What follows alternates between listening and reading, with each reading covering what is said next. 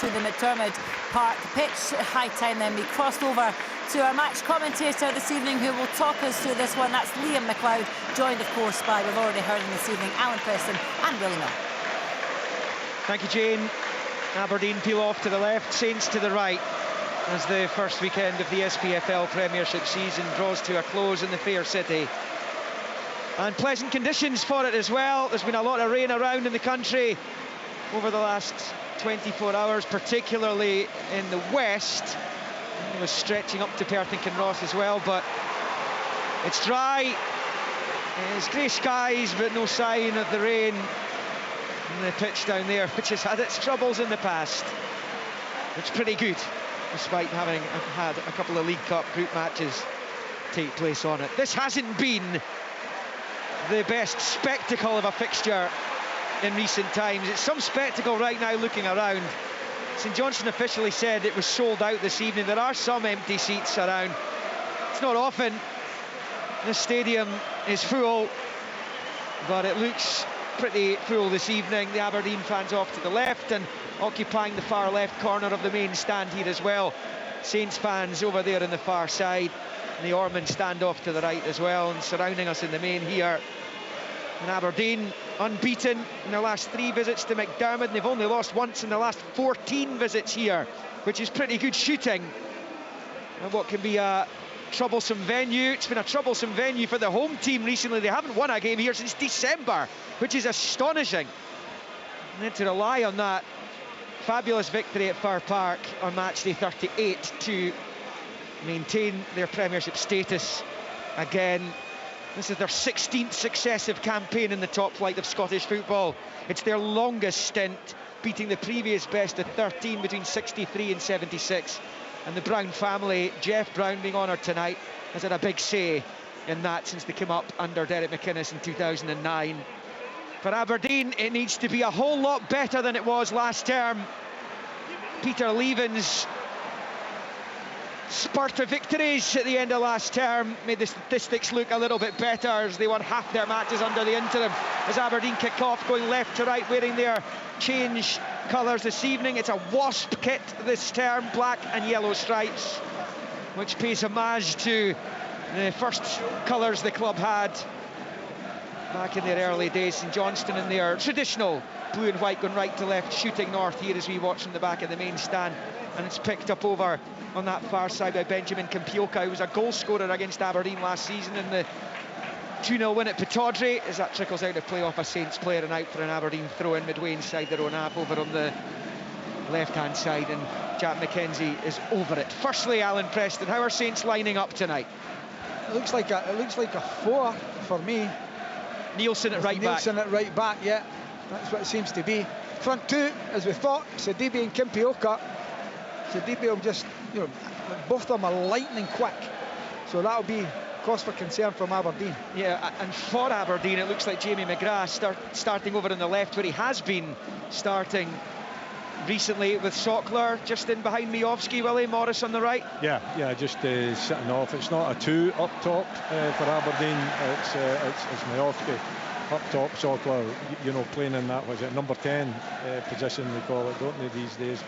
And you've got Morris and you've got Jamie McGrath trying to support as well. So that's really your front 4. But Shinnie can take part in that as well. There's Kampioka picking up on the right-hand side of the box from a throw-in on the far side. McGrath trying to challenge him. It's back out to the right flank. Nielsen's hoisted ball into the box is only partially away there by Devlin. It's on this left-hand side where it's rolled back towards the penalty spot. St Johnstone trying to hunt down the opening goal here. Aberdeen holding on a bit as Nielsen shoots from distance. Allen thinks it's taken a touch, and I think a couple of the St Johnstone players think it took a touch as well. Cammy McPherson's got his arms outstretched, but it will be an Aberdeen goal kick. But it's an excellent start to proceedings by Saints. 2 minutes in, 0-0. Yeah, really good play by Kampioka. Back to goal, managing to get a wide cross, comes in, then it's Matty Smith. Really cute cut back the edge of the box. Nielsen has a shot just over the bar. Good start. It's with Dimitar Mitov inside his own box, the Aberdeen keeper. Long ball with the right foot comes bouncing off the head of Kyle Cameron, wearing the armband now for St Johnstone. And Shinnie picks up the loose ball in the midfield. It's out to Devlin. on the near side, up the line to Morris, back to Devlin, first time along the grass to Miovski, now it's with Shinnie. Takes a deflection, but it works its way back to the Aberdeen number 9, who's wide on the right, just run about the halfway line. He finds Devlin, who's fouled by Kimpioka, down on this near side. Aberdeen will have a free kick. And an astonishing statistic, Willie Miller, is that Jimmy Thelin has begun with 4 successive wins. First time that's happened for an Aberdeen manager since Billy McNeill. No Aberdeen manager has won his first 5. Okay, well, hey, you know, that is League Cup. a statistic that It's a League Cup, Liam. that would surprise Billy people. McNeill's 4, 2 of them were in the League Cup. What was the other 2? Airdrieonians, you remember those, Willie? We used to play a League Cup section. 2 matches, wasn't it? It was like the round robin, wasn't it? Yeah. Anyway, Alan, That's great. Alan These are the pouring important games. scorn all over that statistic, but it's there in black and white. Of course, I get that. And I quite like the Aberdeen strip, I must admit. It remembers me when I played in Hutchison Vale and back in Edinburgh. That was our colours. Was it? Aye. Yeah. Lovely. It's quite striking. It's the old colours of Aberdeen, isn't it? That's it, yeah, that's right. Back to when they were first established. Yeah, It's nice. free kick for Aberdeen. Nielsen, you know, the 3 outfield new signings. Mitov obviously was brought in as well. Gavin Malloy, Peter Ambrose on the bench this evening, and it's Slobodan Rubičić who was injured here last term in Aberdeen's last visit here, which was a pretty controversial affair. Long ball forward and trying to defend. That's Cameron up against Morris, right hand side of the St Johnstone box. Morris can't get onto it, Cameron gets it, and Rubičić hauls Kimpioka to the deck down on this near side, and that was a problem for Rubičić at times last season. He gets himself into strange areas for a centre back, and he either gets into a position where he's committing fouls and he gives it away. He likes to do that, you know. He likes to follow the striker, even if the striker goes into midfield area. I don't understand why he has to do it, to be perfectly honest. There's plenty of midfield players in there. Just pass him on and keep your shape at the back, but that's the way he likes to play. Cameron, who's on loan from Notts County, with a long free kick flicked on at the edge of the box by Sidibe. Mackenzie's there to get in front of Kimpioka and clear. And it's St Johnstone picking up the loose ball on the far side. Saints have started the better. And Aberdeen have been slow starters in their matches so far. 4 League Cup games, they won them all, but some of the first half performances left a lot to be desired as Smith battles for it in the middle field, but Aberdeen pick up with McGrath, who fires it forward into the feet of Esther Sockler on that left-hand side. Up against McClelland, leaves it for McGrath, gets the cross ball in, and it's put behind for the corner. The first of the match, as it's put behind by Aaron Essel, and it will be a Don's corner on their left-hand side as they attack the goal to the right. I thought it was a poor cross from McGrath. He's better than that. He had plenty of time to, you know, just set it up for himself and put it into a much more dangerous area, and he had targets in the box as well. Good play though, it was quick. It was on the break as well. It was a quick break too from Aberdeen. Swarming round the goalkeeper. Yeah, in the Wasp colours. Congested 6-yard box, and it comes bouncing off a Saints body. It's now with Rubičić, leaves it back to Morris, who slashes it well wide, and it will remain Saints 0, Aberdeen 0 on 6 minutes. We saw, I think it was yesterday, Willie, we saw a corner, and there was about, I think, 12 or 13 players all in the 6-yard box. It was a similar situation there. Yeah, they seem to like to do that from time to time, you know, probably to crowd the goalkeeper, get him tested early in this game as well. The actual delivery was okay. It wasn't the top, you know, of Ray, and I think that's maybe what Jimmy Thelin would have hoped from McGrath. But it was a decent delivery into the box. It caused a little bit of problem. It's now out on this side for St Johnstone, Matt Smith. It's played in field there. Sidibe can't work it back to Kimpioka, and it's cleared by Devlin up towards the halfway line. Miovski does well, holds it, does well against Essel, who Craig Levine's excited about seeing. It's caught him late there. Yeah, Graham Shinney's been completely wiped out by Andre Raymond, who's going to go into the book for that one. He smashed into the Aberdeen skipper right in front of the Dons dugout. Yellow card, free kick. It looked rash. He can't expect anything other than the yellow card there, because he missed the ball completely. Your old pal Levine disagrees with it. Well, I don't know which game he's watching, because the ball breaks. You know, Raymond goes for it. He doesn't get any of the ball at all. Shinnie comes in, gets a touch on the ball. He goes right through Shinnie, takes him out again. Fortunately, Shinnie's both his legs were off. He's taken a knock in the calf. He's complaining to the referee, but it was just a swipe at the player, wasn't it? It was. I think a yellow card's enough. It's getting looked at. Just double checking to see if it's a red. I don't know if Fallon's able to. No, I've not seen anything yet, replay yet. No, okay. I think it's yellow stands. Yeah. VAR's Alan Muir tonight. I know Brian McLaughlin was hoping to be in front of a monitor down there, watching a monitor, so hopefully any controversial incidents he'll be able to clear up for us as we go along. 8 minutes in, 0-0. Slobodan Rubičić gets it from his goalkeeper on this near side. It's a dink ball high into the St Johnstone half, headed away there by Cameron, and then Rubičić picks up again and calmly rolls it back to his goalkeeper Mitov. There can't have been many clubs, Willie, over the course of your career that they've lost three centre halves at one time, with McGowan, Considine and Gordon going to Motherwell. Yeah. It's a totally new back four. Yeah, it is, isn't it? It's a big challenge as well for any manager to replace that too. Yeah. And the goalkeeper. Yeah. But they've done okay so far anyway in this game. They haven't looked too tested. It's still early, of course, in the game. What are we talking about? It's not even 10 minutes gone. Speaking of Considine, I hear he's on his way back to Aberdeen to help out as a youth coach. Yeah, good news. Yeah. And Shayden Morris gives it away in the midfield, and St Johnstone pick up. Essel finds Smith, who's going to fire it into the feet and into the path of Kimpioka. Left-hand side, Rubičić for company. Kimpioka with the step-overs, Rubičić with the challenge. St Johnstone with the corner. And Rubičić is celebrating as if he's won the World Cup there. That's really good play by him, good tackle. But we're 9 minutes in. Just be careful. I'm okay with that though. I think they actually need that, you know, Alan, that kind of a determination to, you know, keep that goal barren and work on shutouts. And he did it. He just stood his ground though, didn't he? Kimpioka, good movement, but Rubičić dealt with it extremely well. Everybody back, Willie, as well. There's unusual. Everybody 7 yards out. That's 6 yard box and it comes. Oh, and despite all that, St Johnstone should have scored there. Lewis Nielsen, despite this number of Aberdeen players, swathes of them in the 6 yard box, Lewis Nielsen still has a free header and he's glanced it well wide of the right hand post. That's as close as these sides have come to scoring in the relative infancy of the game.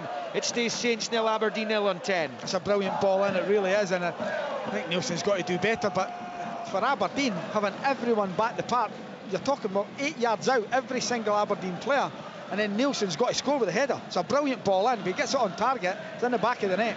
He should score. I mean, I don't think there's any doubt about that. He's inside the 6 yard box as well, isn't he? Or maybe just on the line.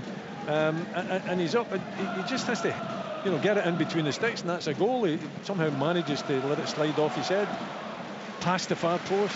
Big chance. Devlin's long ball from Miovski's off target comes right through to Josh Ray, along with the rest of them at Airgionians. Had a pretty fine season last term. We're in the playoffs, flirted with the idea of back-to-back promotions. They look good this season as well. Watch them against Aberdeen in the League Cup group. There's a foul by Malloy over on the far side on Sidibe, and that's going to be a St Johnstone free kick. Right to the centre circle. He's not the biggest Sidibe, but he's really good in the air. And look at the movement again. Kimpioka, really good movement by St Johnstone. One short, one long over the top. You remember the movement that brought them that first Scottish Cup? You had May and O'Halloran and McLean. They worked so well together, the three of them. St Johnstone have a throw-in over on the far side, level with the Aberdeen penalty spot to try and make the breakthrough. They should have made the breakthrough a moment ago. And Essel gets onto it, but he's bundled it behind accidentally for the goal kick to Aberdeen. When you see it, you know, you've got Nicky Clark on the bench as well. Stevie May still at the club. Yeah. Piezu's come in. He's got to be out for a number of months, but he's a big, powerful Just figure. Saw him, he sat down beside in front of us. 2 seats, massive. Yeah. Yes. We remember him from his time at Hearts, of course, and it was Craig Levine had him at Tynecastle. Nick Piezu. It's the on-loan Jambo, Lewis Nielsen, who's spurned the best opportunity of the game so far as Miovski takes over on the halfway line. Clever back heel for Shinnie, who's now going to drive forward. He's going to slip it through to Sockler, gets there ahead of the keeper, goes round him, must score, empty net, goal! Flag's gone up though! Flag's gone up to deny Sockler. who side-footed it home. The linesman's flag went up as soon as the ball hit the net, and it will remain goalless, save for the VAR check. He's got to time it better, hasn't he? Sokler, it's a great pass in. He's off.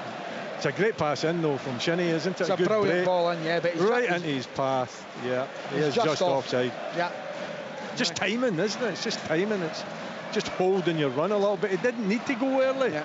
He could have held his run because you know, the other centre back was a good few yards to his left hand side as well. Still holding his ear though. It's a one. Still checking it, are they? Striker over there, they've got to bend or run there. If he bends his run, he's onside comfortably. Still checking it. They are still checking it. Yeah, it's it came on now. Yeah, I mean, the guys here had one look at the replay of it and decided about a minute ago that it was offside. Yeah. As the case, Sokler denied. Josh Ray with the free kick, long ball headed away by Rubezic. Now McGrath trying to get onto it. Nielsen putting the pressure on. McGrath emerges with it on that left-hand side, checks back in field and rolls it back down the line for McKenzie. I have to say, I think it is imperative that Aberdeen get Jamie McGrath on an extended contract. He signed a 2-year deal last summer, and that's where it stands right now currently. Zmijowski picks up and turns it out to Devlin on this near side. First time low ball forward to Morris. Morris jinks away from a couple of challenges. He's into the box, tries to pull it back, and it's cut out, and the goalkeeper holds on, but it's gone over the line, I think, for an Aberdeen corner by the look of things. And the players all seem quite surprised about it. That's brilliant positive play by Shayden Morris, who's taking a while to win over the Aberdeen supporters, but that's really good play. That's what you want from your winger. 14 in 0-0, Don's corner. He's capable of it, you know, Morris. He's got good body movement, you know, he's quick. He's got a trick or two, and you know, when he's direct like that, well, you know, defenders just hate. You know, a tricky winger coming up with good body movement, good leg movement, and control of the ball as well. He's a little bit unfortunate that he couldn't just cut that one back and find an Aberdeen player in the box.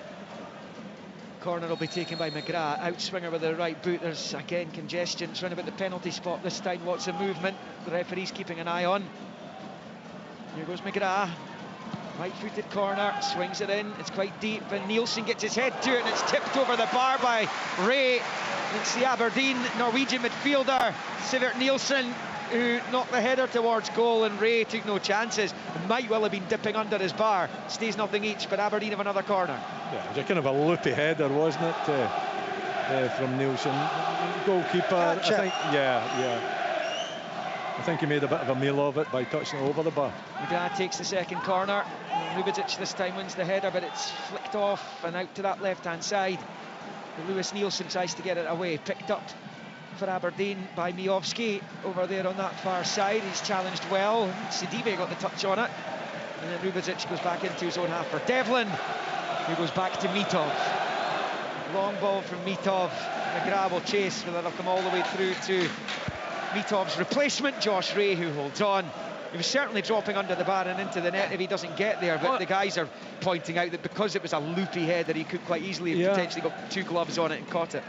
Yeah, Liam, it would have dropped in if the goalkeeper had been off his line, but he was on his line, and he could have easily just put his two hands up and caught that one.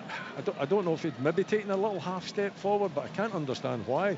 You know, because it was always going to come off the top of Nielsen's head. It was always going to, you know, look towards goal. It had no power on it whatsoever. No. And he's touched it over the bar. And all it does is invites pressure on top of you again. You know, to catch it. For me, it was a simple catch. St Johnstone's last win here was against Hibernian in middle of December, as I mentioned earlier. Since then, they've played 9, they've drawn 4 and lost the other 5. Aberdeen won it back in the midfield. Saints wanted a free kick, but Aberdeen will play on 3-on-2 a little bit there. Saints getting players back. It's Morris over Cooks. It's brilliant work rate by Benjamin Kimpioka to get back and just nick it off the Aberdeen player.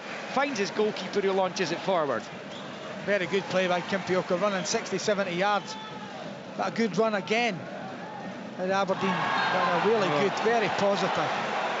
Shinnie's been clotheslined there, I think is the best way to describe it, there by Aaron Essel, the Ghanaian.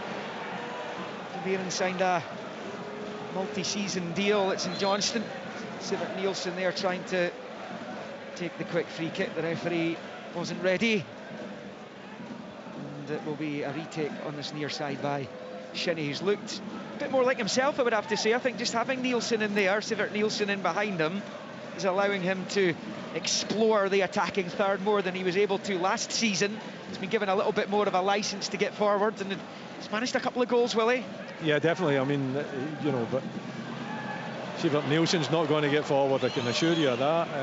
He's just going to plonk himself in front of the back two, and it does allow Shinnie to get forward, and that licence has been given to him. And you know, when he gets the ball at his feet as well, he's really good at driving it at the defence if he sees any space in front of him.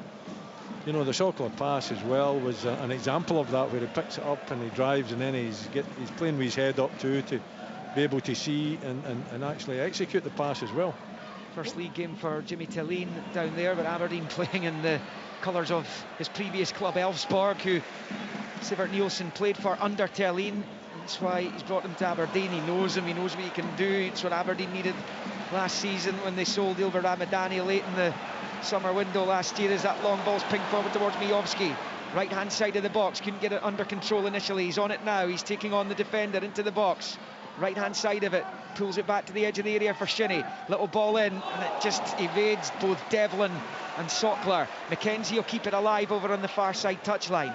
Low ball into the area for McGrath. McGrath pirouettes away from McPherson, bends the ball in, it's headed away. Really important header there by Kyle Cameron. Aberdeen come again, but it's well passed from Shinnie, and it will stay St Johnstone 0, Aberdeen 0, 19 in. But Aberdeen looking a bit better just in these last 5 minutes. No, definitely, and McKenzie getting himself forward. He needs to do that more often.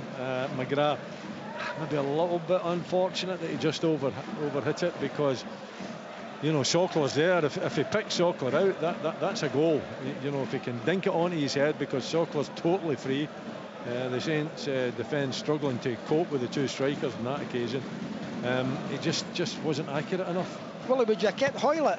I really like Hoylett. I thought he was really dangerous. He's going to Hibs. Yeah. Is he? Yeah, it looks like it. Yeah. He's having a medical at Hibs today, Junior Hoylett. So that looks like it's only a matter of time. Aberdeen had a deal there for him, but he was taking too long to sign it, so Jimmy Thelin says no thank you. As Aberdeen come forward with McGrath, left hand side of the box, pulls it back, chance, Miovski! It's blocked though by Essel, I think it was, as Devlin shoots. But it was Andre Raymond who blocked that effort, which was on target from Miovski. And out it goes for a throw, and Andre Raymond was a major fitness doubt for this game as well. He's in from the start though tonight, and that's an important block. Stays 0-0. Yeah, it was good play by Aberdeen on that left-hand side, and they find the main man, Miovski. A lot of them are slipping. You know, a little bit of rain before the game. Miovski's going to hit from way out. He's clipped the top of the bar from 30-odd yards with the left foot. Jamie McGrath loads his space to the left, and he couldn't resist it, and he's not far away from giving Aberdeen a sensational lead in Perth. It stays St Johnstone 0, Aberdeen 0. You've got to take that on. You know, the quality that he's got as well, the confidence obviously that he's playing with just now, and he has been playing with last season, and you know, he sees Josh Ray just off his line a little bit as well, you know, so he goes for the top corner. He's so unlucky to see it just come off. It did come off the top of the bar right enough, but it was a great effort, a magnificent effort. Brilliant. What a play. He's got it through to Sokler. He's in behind the defender. Sokler's one-on-one with Ray, and Ray saves. Ray saves with his foot. He didn't know much about it, but Esther Sokler, it's not the first one-on-one that he's spurned in his Aberdeen career. That's another one for the collection. That is exactly the kind of chance that Aberdeen needs Sokler to put away, particularly if Miovski's on borrowed time now at Aberdeen. They needed it the other way around. Sokler pass it to Miovski. Miovski would have scored that. Really good save. Give Josh Ray all the credit. He makes himself big. I think he hits it with his right leg when he seems to just become like a star, as they do. The goalkeeper's really big, difficult to beat, and it hits his right leg and goes out for a corner. He's got to score. In comes the corner for Aberdeen. The header from Devlin's in, and this time Aberdeen do take the lead. Nicky Devlin with a downward header from 6 yards out from the corner. It's been coming these last few minutes, and the huge away support here in red and white bursts to life. It's St Johnstone 0, Aberdeen 1. Listen, it has been covered, there's no doubt about that. Aberdeen have had, you know, a good 10-15 minutes or so, but it's just a dreadful goal from a St Johnstone point of view. Devlin does really well, he's up to a good delivery into the box, but You know, he's unmarked. There's no one marking him. He's got a good bit of space there. He goes up, he just gets his header on it. Nobody on the back post, nobody in any post, and it slips into the back of the net. St Johnstone got virtually everyone back, and there's no one on the back post. If there's someone on the back post, they're heading it off the line. It's as simple as that, but take nothing away. Great quality in, good header by Devlin. And you've got to say, in the last 10 minutes, Aberdeen have dominated, they've hit the bar. That chance for Sokler resulted in the corner, and then eventually they've got the breakthrough. They're all over the place defensively, I think, St Johnstone. Ray can't kick the ball. McClellan, you know, the last three kind of efforts from Aberdeen, last three attacks, he's been at fault.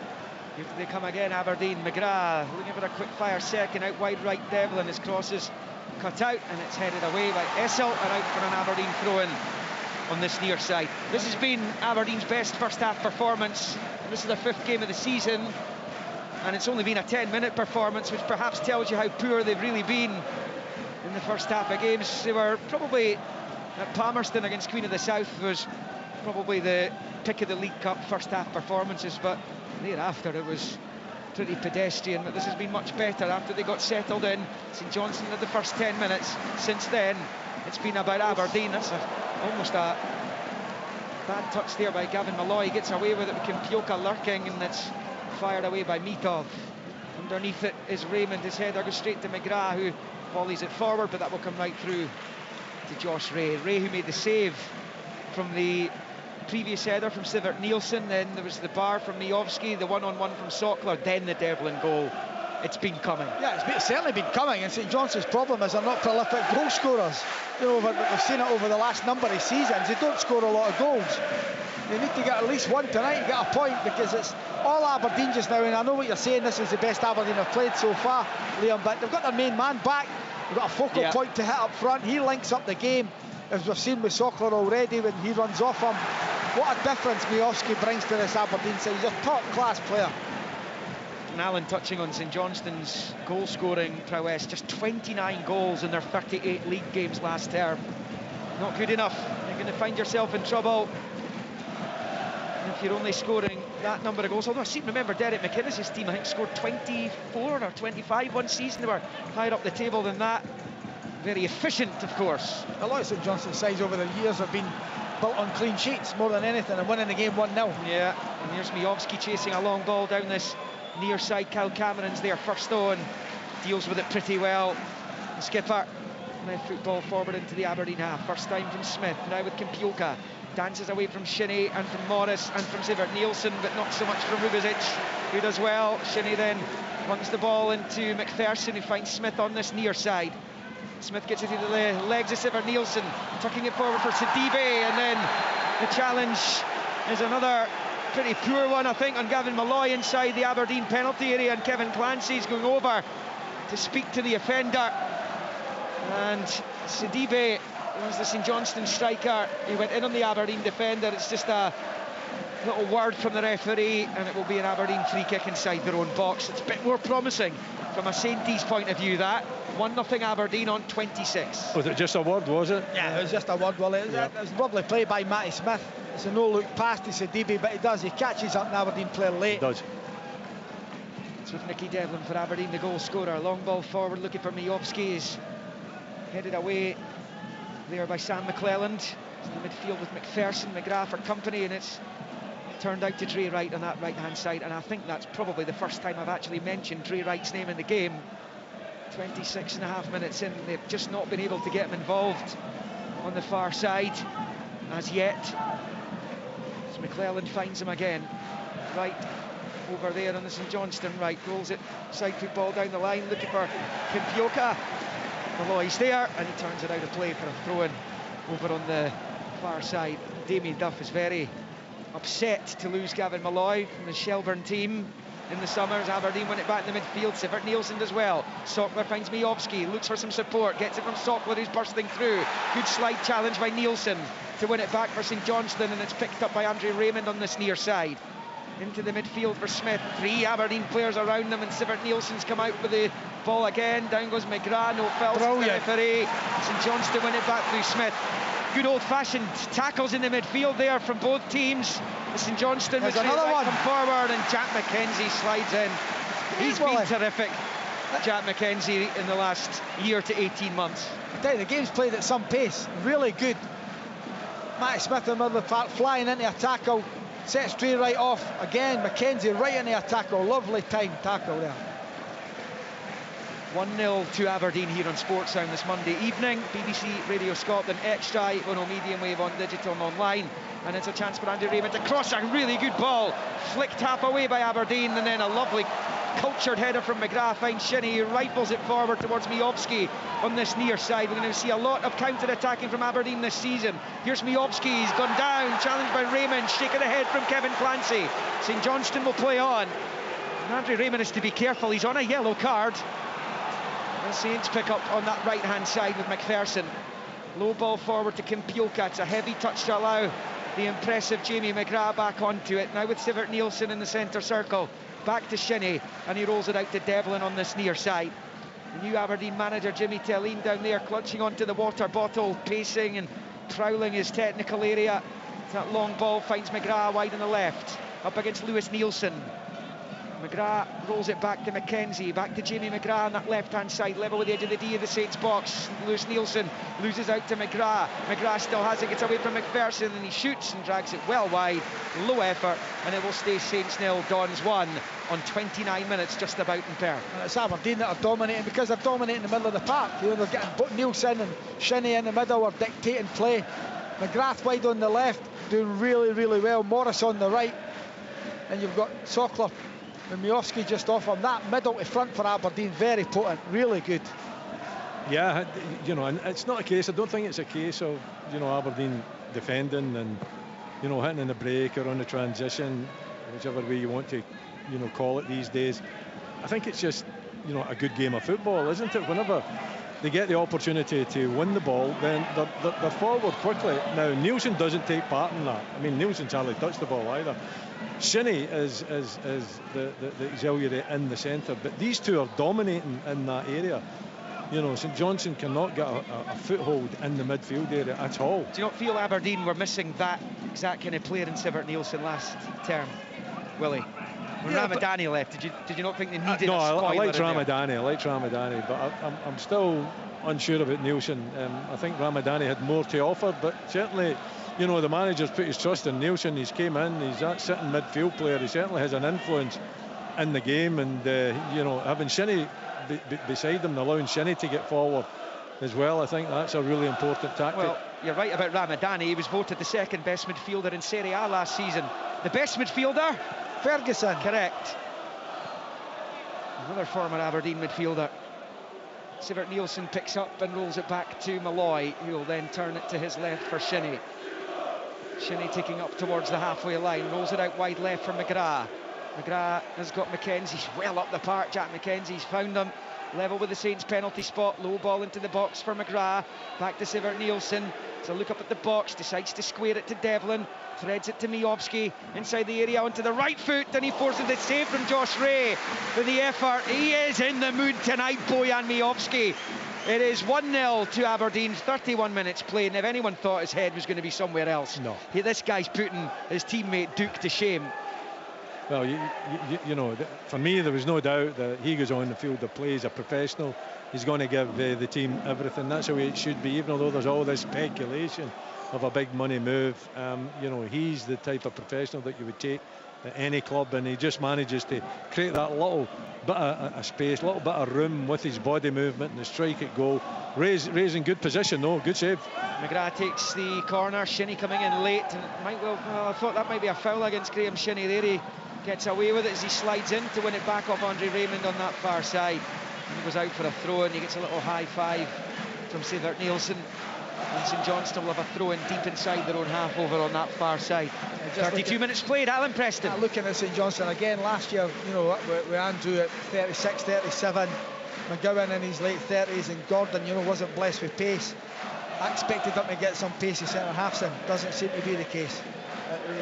And that's a struggle when you look at Miovski's very quick, and that's going to be a problem for St Johnstone. They needed to add pace in that centre of defence. Yeah, I mean, they've added pace elsewhere, but perhaps that's the area they haven't. As McGrath collects again down the left, Dre right with the challenge. Still it's McGrath though.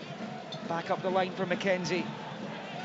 Aberdeen with a 1-0 lead and looking for a second here over on the far side. The cross comes in towards Sockler, who heads for goal, but he heads well wide. And it stays St Johnstone 0, Aberdeen 1. There were many games last season, Willie, where Aberdeen failed to really test goalkeepers. I think 6 or 7 matches last season, they had one shot or fewer, 1 or 0 in 6 or 7 games on target last season. They've been threatening constantly in this one. Yeah, they didn't create enough opportunities, you know, and the little amount of opportunities that Majowski got, then he tended to convert them. So, you know, it's a much better performance this evening. I don't think that there's any doubt about that. It's full of energy. They've got 2 up top as well. It is 2 that are playing through the middle. Now, Sockler is not yet in the same class as Majowski, that's for sure. I mean, that chance coming in, that's a glancing header all day long, and he gets too much on it. He puts it well wide and over the bar. If that's you know, if that's Majowski, he's trying to guide that into the far corner. But yeah, you know, they're creating opportunities. They have created opportunities. They've been scoring goals in the League Cup, and they've been creating chances and dominating the game here tonight. And you know, you look at the players that they've got going forward, they're all influential. But you know, for me, Graham Shinnie's still a huge player for Aberdeen. You know, he sets the tone, he sets the desire, and it's really important that you have that desire in a team. While Willie was talking there, Essel's been yellow carded for a flailing elbow in the face of Slobodan Rubedzic. So Aberdeen have a free kick right of the centre circle in their own half. Essel has a yellow, so it's 2 St Johnstone players, combative ones, who've been cautioned. That's rolled back to Mitov, the edge of his box, and he plays it short to Malloy. On the far side, rolls it to Mackenzie, back to his keeper, and he's a little bit fortunate there because he wasn't bargaining on Sidibe chasing after it. Mitov did get there first ahead of his old teammate to clear it. As Mackenzie finds Sivert Nielsen, out to Mackenzie on the far side. Back to Sivert Nielsen, who dinks it down the line. The header from Lewis Nielsen forward to McPherson, who goes down. He's been challenged legally, says the referee. Not so much Lewis Nielsen on McGrath. Over on the far side, and Aberdeen have a free kick over there. And we've got just over 10 minutes left of the first half, or at least of the opening 45 minutes. I think the new Aberdeen manager must be delighted. After not opening maybe 5-10 minutes, they've dominated the rest of the game. 35 on the clock. In 25 minutes, Aberdeen have totally dominated. And you look at your notes, it's Majowski chance, Sockler chance, Devlin header, Majowski hits the bar. It's been all Aberdeen since about 10 minutes. Good performance yet. Stand back to Sivert Nielsen. Now finds Devlin. Devlin looks up at the St Johnstone box, decides to roll it out to Morris on this near side. Morris then taking on Raymond, gets the right foot cross ball in. It's very deep though. Dre Wright gets an important head onto it with McGrath lurking behind them. And McGrath is then sent into the digital advertising over there by Dre Wright. He's getting a word from the referee. No card, throw in Aberdeen, which they've taken quickly through Mackenzie. Now Sivert Nielsen. Left-hand side, the cross comes in. It's a comfortable clearance this time for Cameron. Flicked on by Sidibe up towards halfway where Gavin Malloy gets onto it. Mackenzie steps over it, goes out of a St Johnstone boot, and out for a throw into Aberdeen on the far side.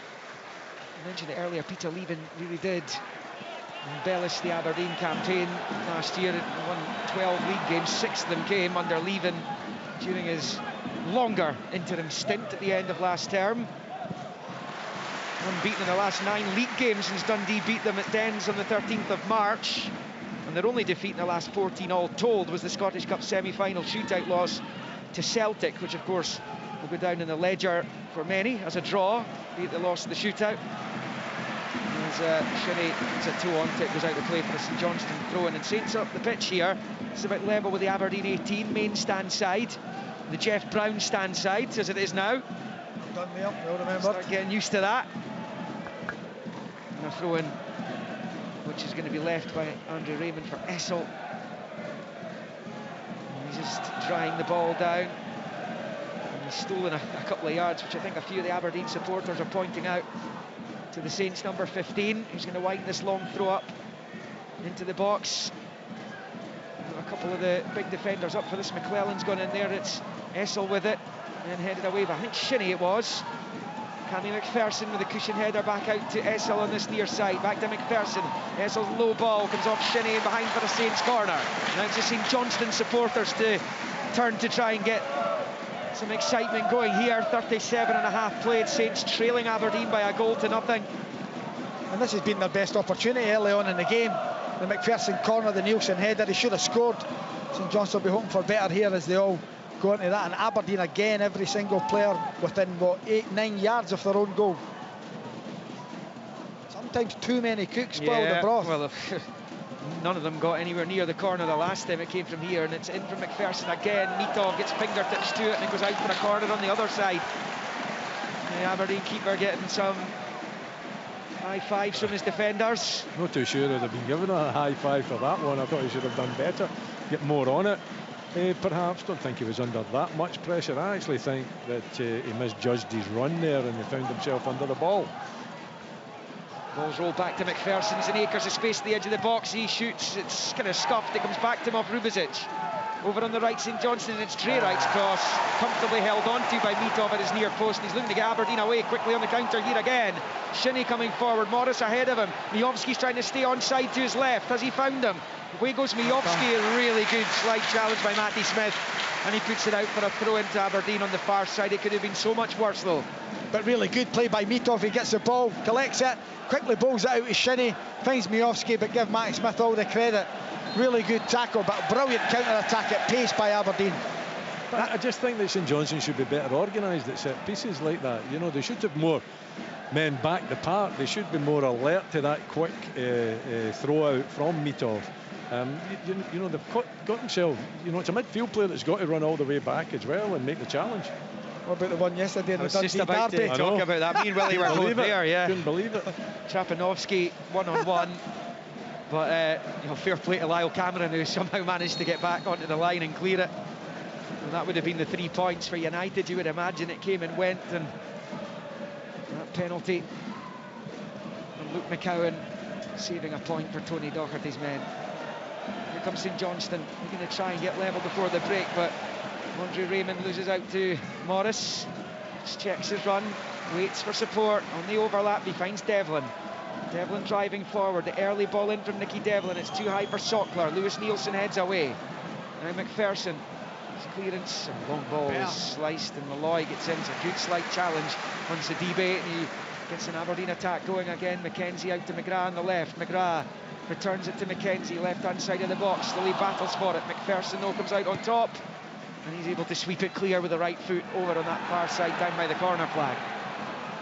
Sivert Nielsen with the pass forward, but St Johnstone emerged with it, and Sidibe goes long, looking for Kimpioka. Kimpioka facing Rubizic. Kimpioka now into the box, left-hand side of it. Rubizic slides in, gets back to his feet. Kimpioka plays it across, takes a deflection, and it goes to Mitov. The deflection could have actually taken it past him. It stays 1-0 Aberdeen, but in the final 5 of the 45. Here's Shayden Morris.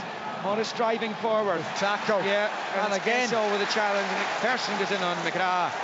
I think Shayden Morris has got to do a bit better there. He seemed to surrender that opportunity quite meekly on that occasion, and it's Saints 0, Aberdeen 1. It's been a long time since we've seen so many challenges, and good challenges. Brilliant, Willie.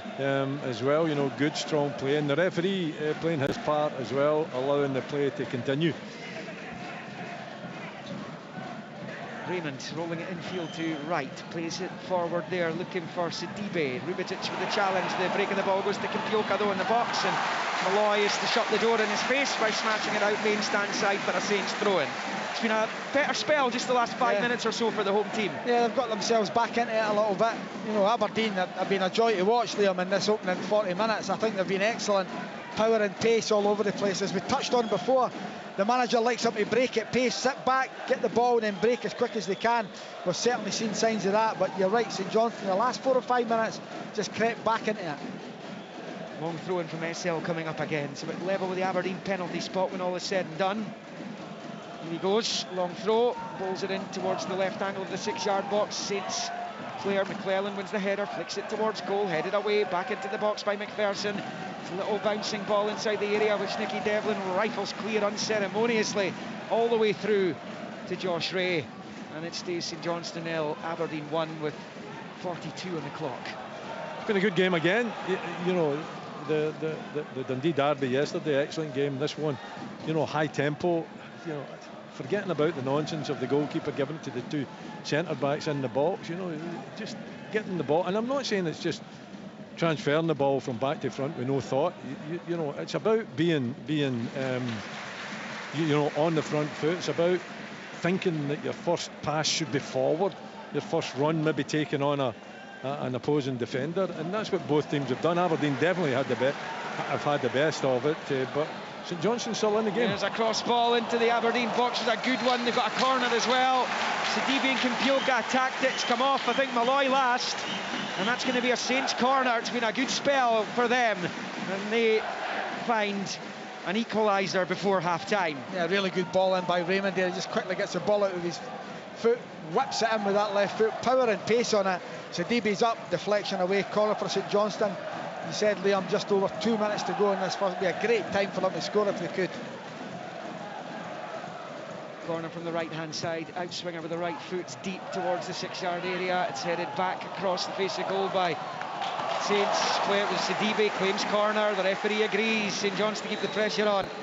Great and the good here this evening, isn't there? I mean, Michael O'Neill's here as well. I see him off to the left. I think Alan spotted Derek McInnes earlier, and Callum Davidson Swinney. here. John Swinney's in the director's box. In comes the corner, headed away by Rubidzic, and out for a throw-in on the far side. And Willie Miller. Well, standing head and shoulders above them all. Royalty. Of course. Yeah. Throw-in over on the far side for St Johnstone. Finishing the first half strongly here. And there's going to be 3 minutes added on at the end by all accounts. Still 4 to play before the half-time whistle. Mackenzie's won it back for Aberdeen over there. The Saints fans claim he used a hand to do so. Mackenzie sliding in, but it's picked up by Matty Smith. It's good running from him over there, but Sivert Nielsen covers across and then just stabs it up the lines. Good play, just mopping things up for Aberdeen. Yes, trying to keep it in play on the slide in the far side. He does foul. Sivert Nielsen's there, but that's going to be a free kick for a foul by McGrath, I think it was, on Essel. And that's going to be a free kick to St Johnstone, around about midway inside Aberdeen territory, a yard or so away from that far side touchline. Yeah, it's been a good spell by St Johnstone. Couple of corners, won a free kick now, 40 yards out, wide on the right. It's going to have to be some ball in though, it really is. I'd like to have seen them take it short and try and get a fullback if you can. It's so difficult to whip one in here. And try and get someone on the end of it. You want to try get into that corridor, don't you, between the penalty spot and the 6-yard line, and all the outfield players just about are on the 18-yard line. Late runners coming in as the free kick comes into the area, and Mitov claims conclusively, and his manager down there with the left fist in the air as he celebrates that as well. Aberdeen's lead preserved, 1-0 it is. We're into the first of 3 minutes of stoppages at the end of the first half. I can understand why he's happy, because it's good goalkeeping, isn't it? You know, maybe not the most difficult one to take, but he's got to be confident. He's got to go there. It's high towards the back post. He hasn't got too much round about him, but he's still got to take that with both hands, hold on to it and be confident, and that's exactly what he did. It's back in the gloves of the other keeper, Josh Ray. Fires it forward with the right foot. And bouncing ball's going to come all the way through. Rubidzic, he heads away for Aberdeen. St Johnstone head back towards the edge of the box. Kimpioka shoots over the bar. It's a good effort though. It was kind of dipping there as well. But it's over. It's a goal kick and it stays 1-0 to Aberdeen. And this another new innovation for this season is they are leaving on the scoreboards and the screens in the league this season. They're leaving the stoppage time up, which I think is great for the supporters. Great. That's great for us as well. Don't get me wrong. Well, if you've not got your stopwatch on, it's great for you. I rely on you. But that really good effort by Kimpioka. You know, McPherson wins the header to Sidibe, knocks it square. And there's Kimpioka with the effort, dipping volley just over the top of the bar. Yeah, really good effort from Benji Kimpioka. Actually came with decent stock. Jimmy Thelin will know what he's all about. Kimpioka, he was at AIK in his homeland of Sweden. And it's St Johnstone clearing over on the left-hand side of their box through McClelland and out for an Aberdeen throw-in. 2 of the 3 minutes have come and gone. It's now with Devlin from Morris. Gets it back to Sivert Nielsen on this near side. Short ball to Morris, looking to go through the gears here. He's burst away from Essel. He's inside the box. It's open up for him. He shoots. It's low, but it's straight at the goalkeeper. Ray holds on. It's another effort on target for Aberdeen, who look like they're going to take a 1-0 lead with them up the tunnel at half-time. He's done really well to create the opportunity, Morris, for himself there, taking on Raymond, but you know, it's on his left foot. He's looking to curl it towards the back post, isn't he? And he just doesn't catch it right, and it's an easy take for Ray and goal. Well, I've got to say, I've been to some dreadful Aberdeen St Johnstone games. This isn't one of them. This has been great. Yep. Pleasantly surprised, I think, all three of us. Shinnie pops through the legs of Essel, but Raymond's onto it. He goes back to the captain, Cameron, outside of the boot, ball forward. Rubezic underneath it. It's the last few seconds here. Sidibe, St Johnstone, will they get one last effort? Sidibe does shoot, but it's well past. It's going to be a goal kick, a low effort. And that is half-time in Perth. Jimmy Thelin will be the happier manager. He and Craig Levine head up the tunnel down below us here. And that goal scored by Jimmy Thelin has given Aberdeen the lead at the interval, but they could have had more. Niovski hitting the bar. Sockler one-on-one chance was saved by Ray. The header from Sivert Nielsen tipped over the bar by Josh Ray. They've had other opportunities. Shaden Morris with the most recent there, right at the end of the first half. St Johnstone left to rue their best opportunity, which was a spurned Lewis Nielsen header early on from a Cammy McPherson corner. That before Aberdeen took control of the game. They've been the better side, and they have a deserved lead at the break here in the Fair City. At half-time, it is St Johnstone 0, Aberdeen 1. St Johnstone versus Aberdeen. What a strike! This is Sports Sound from BBC Radio Scotland. Many stay for romance. Forever starts now. That's what I think in Edinburgh when I start to look for a parking space. Others for its beauty. Every building here is a castle and everywhere is magical. Some come to study. Edinburgh is where it all started for me, of course. 2 weeks at Napier before they gave you the boot. But this August, we're there to bring the Edinburgh Festivals to you. Coming to you from the heart of the Edinburgh International Festival Fringe! The best entertainment from the world's biggest arts festival. We've got theatre, books, comedy and more. Great live music for you. As part of this year's Edinburgh Festival! Listen from this afternoon on BBC Radio Scotland and Sounds. Here on Sports Sound, it's St Johnstone 0, Aberdeen 1. Jimmy Thelin heading in from the corner on 22 minutes. The second half to come live here on Sports Sound. Let's get the thoughts of Willie Miller and Alan Preston. Willie, fair to say that Aberdeen showing their intent in this half. I would imagine you liked a lot of what you saw there.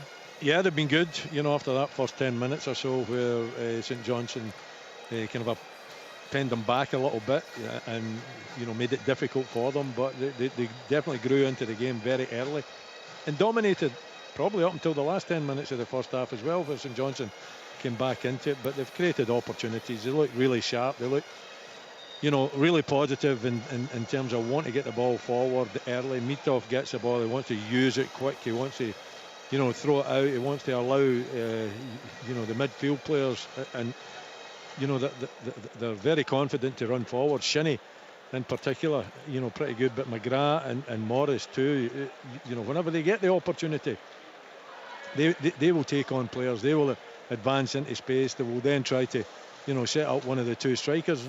You know, with the two strikers, if Sockler, you know, had taken that opportunity, I think it would have been very difficult to see St Johnstone coming back. He was right through 1v1 in the goalkeeper. He's been there before this season and he's not showed the quality and the calmness to finish, and it was a poor effort really. A decent save from Ray in goal, but I think a poor effort from Sockler. Majowski's looking sharp. He's had a few strikes in goal. He's had that one from outside the box as well. Unfortunately, to see it hitting the top of the crossbar. But I think overall, Jimmy Thelin must be very, very happy with the energy, the enthusiasm, the organisation, the creativity of his team tonight. I'll be a little bit disappointed that it's only 1-0, but I'll be more than happy. Yeah, I would say that's correct. Alan, Willie's right to point out that St Johnstone did get back into the game in the last 10 minutes or so of the half. Before that, they really struggled to cope with the Dons' pace and energy, didn't they? They did, Jane. Aberdeen should be out of sight, to be honest. They've been excellent. Aberdeen, St Johnstone's struggles over the last number of years has been to score goals, you know. And when you get golden opportunities like Nielsen's header early on at 0-0, you've got to take them. They've really only had two. The Kimpioka effort a couple of minutes before the half-time whistle went was the other effort, but Nielsen has to score, but take nothing away from Aberdeen. I think they've been excellent all over the pitch. The midfield's dominated. They've got real power and pace, middle to front. And St Johnstone, talking about it in commentary, still not sorted the problem of lack of pace at the centre of the defence. That'll be a real struggle for them. You know, second half, Craig's got to get them going again.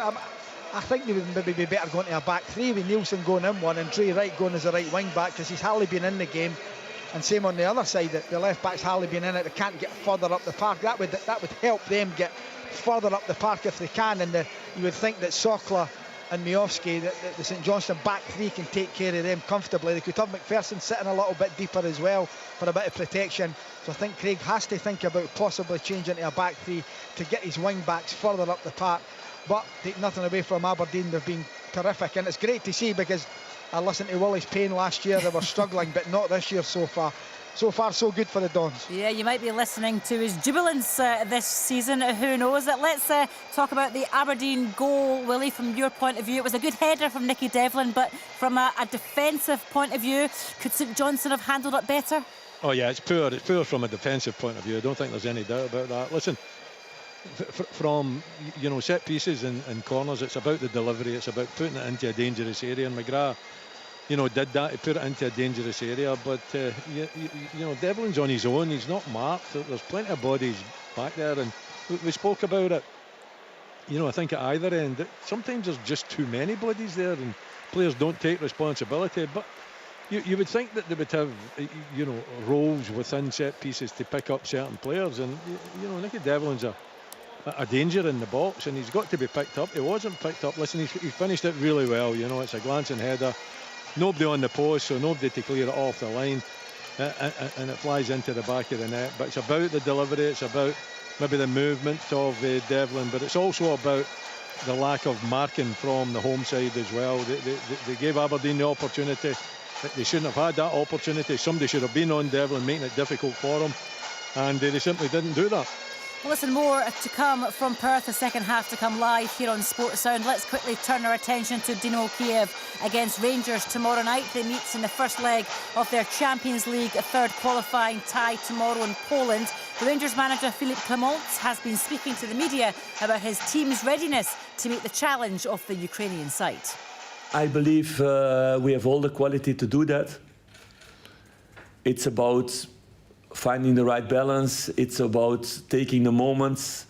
Mentally wise, they are ready, I feel. It's about taking experience together also, with some new players coming in, and then doing the right things. And you play against the team, and I know really well because I played them, I don't know how long ago it was, 4 or 5 years ago. We qualified against them with Club Brugge, also in the qualifiers for Champions League. And I see a lot of players still here who are that day playing also for them. So they have really a team who's been building for years together with their automatism. Those are things we are doing now. And you saw, for example, in the preparation, that in moments that you need to, with young players, need to get the experience. New players need to get automatism. You saw it against Hearts, whereas second half was much better than the first half, and we learn again out of that to become better, and that's what we're going to need in this game also. Europa League is not a disgrace for sure. It can be really nice, like we saw last season, and we were really close, very close. It was small detail that we went out against Benfica. They sell now a player for almost 100 million. So it was a really good team that we played against, and the team played 2 really good games against them. So it was a nice journey in Europa League. But of course, everybody wants to be in Champions League. For the club, it would be a big difference for the players also, because they get better paid in the Champions League also, so they like that more. And it's the biggest stage in the world. You can play against the best players in the world. But I think all the European competitions evolve that much that also in Europa League you have really, really big games. even in Conference League, at the end stage, you can have really big games. So playing in Europe is always exciting, but of course everybody wants to go to Champions League because it makes a big difference financially, and you only have top games there. Well, we'll bring you live commentary of Dynamo Kyiv against Rangers tomorrow night here on Sports Sound, and there's television highlights on BBC Scotland for you as well. If Rangers overcome Dynamo Kyiv, they will face Salzburg of Austria or FC Twente of the Netherlands in the Champions League playoff. Let's return to the action at McDiarmid Park, shall we? St Johnstone 0, Aberdeen 1. That's a Jimmy Thelin goal separating the sides at the minute. Alan, interestingly, you were saying that if you were Craig Levein, you'd maybe make changes, you'd maybe go to make changes at the back. If you were him, would you do that now? Because actually, the last 10 minutes, they were starting to get into the game and starting to create some problems for Aberdeen. Yeah, problems, but not chances. Had that one effort from Kimpioka from 25 yards that went over the top of the crossbar, and apart from the Nielsen header, which was a set play, that's really been about it. So I just think that Dre Wright would be better suited as a wing back instead of wide right on a 4. And Nielsen last year for Partick Thistle played in the middle of the park as a holding midfield player. Tonight he's playing right back, which you can play there. I've seen him play there for Hearts, but even when he played for Hearts, he was in as a right centre half and done very well. So I think that he would be better suited. I don't think he's a proper right back. I think he'd be better suited in one and a back 3 because of no pace as well. Safety in numbers. Another one back there, give them a bit of help, a bit of stability, and in turn that would allow the left side and the right side to push on 10-15 yards, because all Aberdeen's success is coming from the right hand side or the left hand side, whether it be McGrath down one side or Morris down the other. But St Johnstone want to take them the other way if they can get Raymond further up the park, Dre Wright further up the park, keep McKenzie back, keep Devlin back, and get more and more into the game, because they've not been in it. Liam touched on it in commentary. Dre Wright was hardly in the game in that opening period, and to get him in the game, play him as a wing back for me.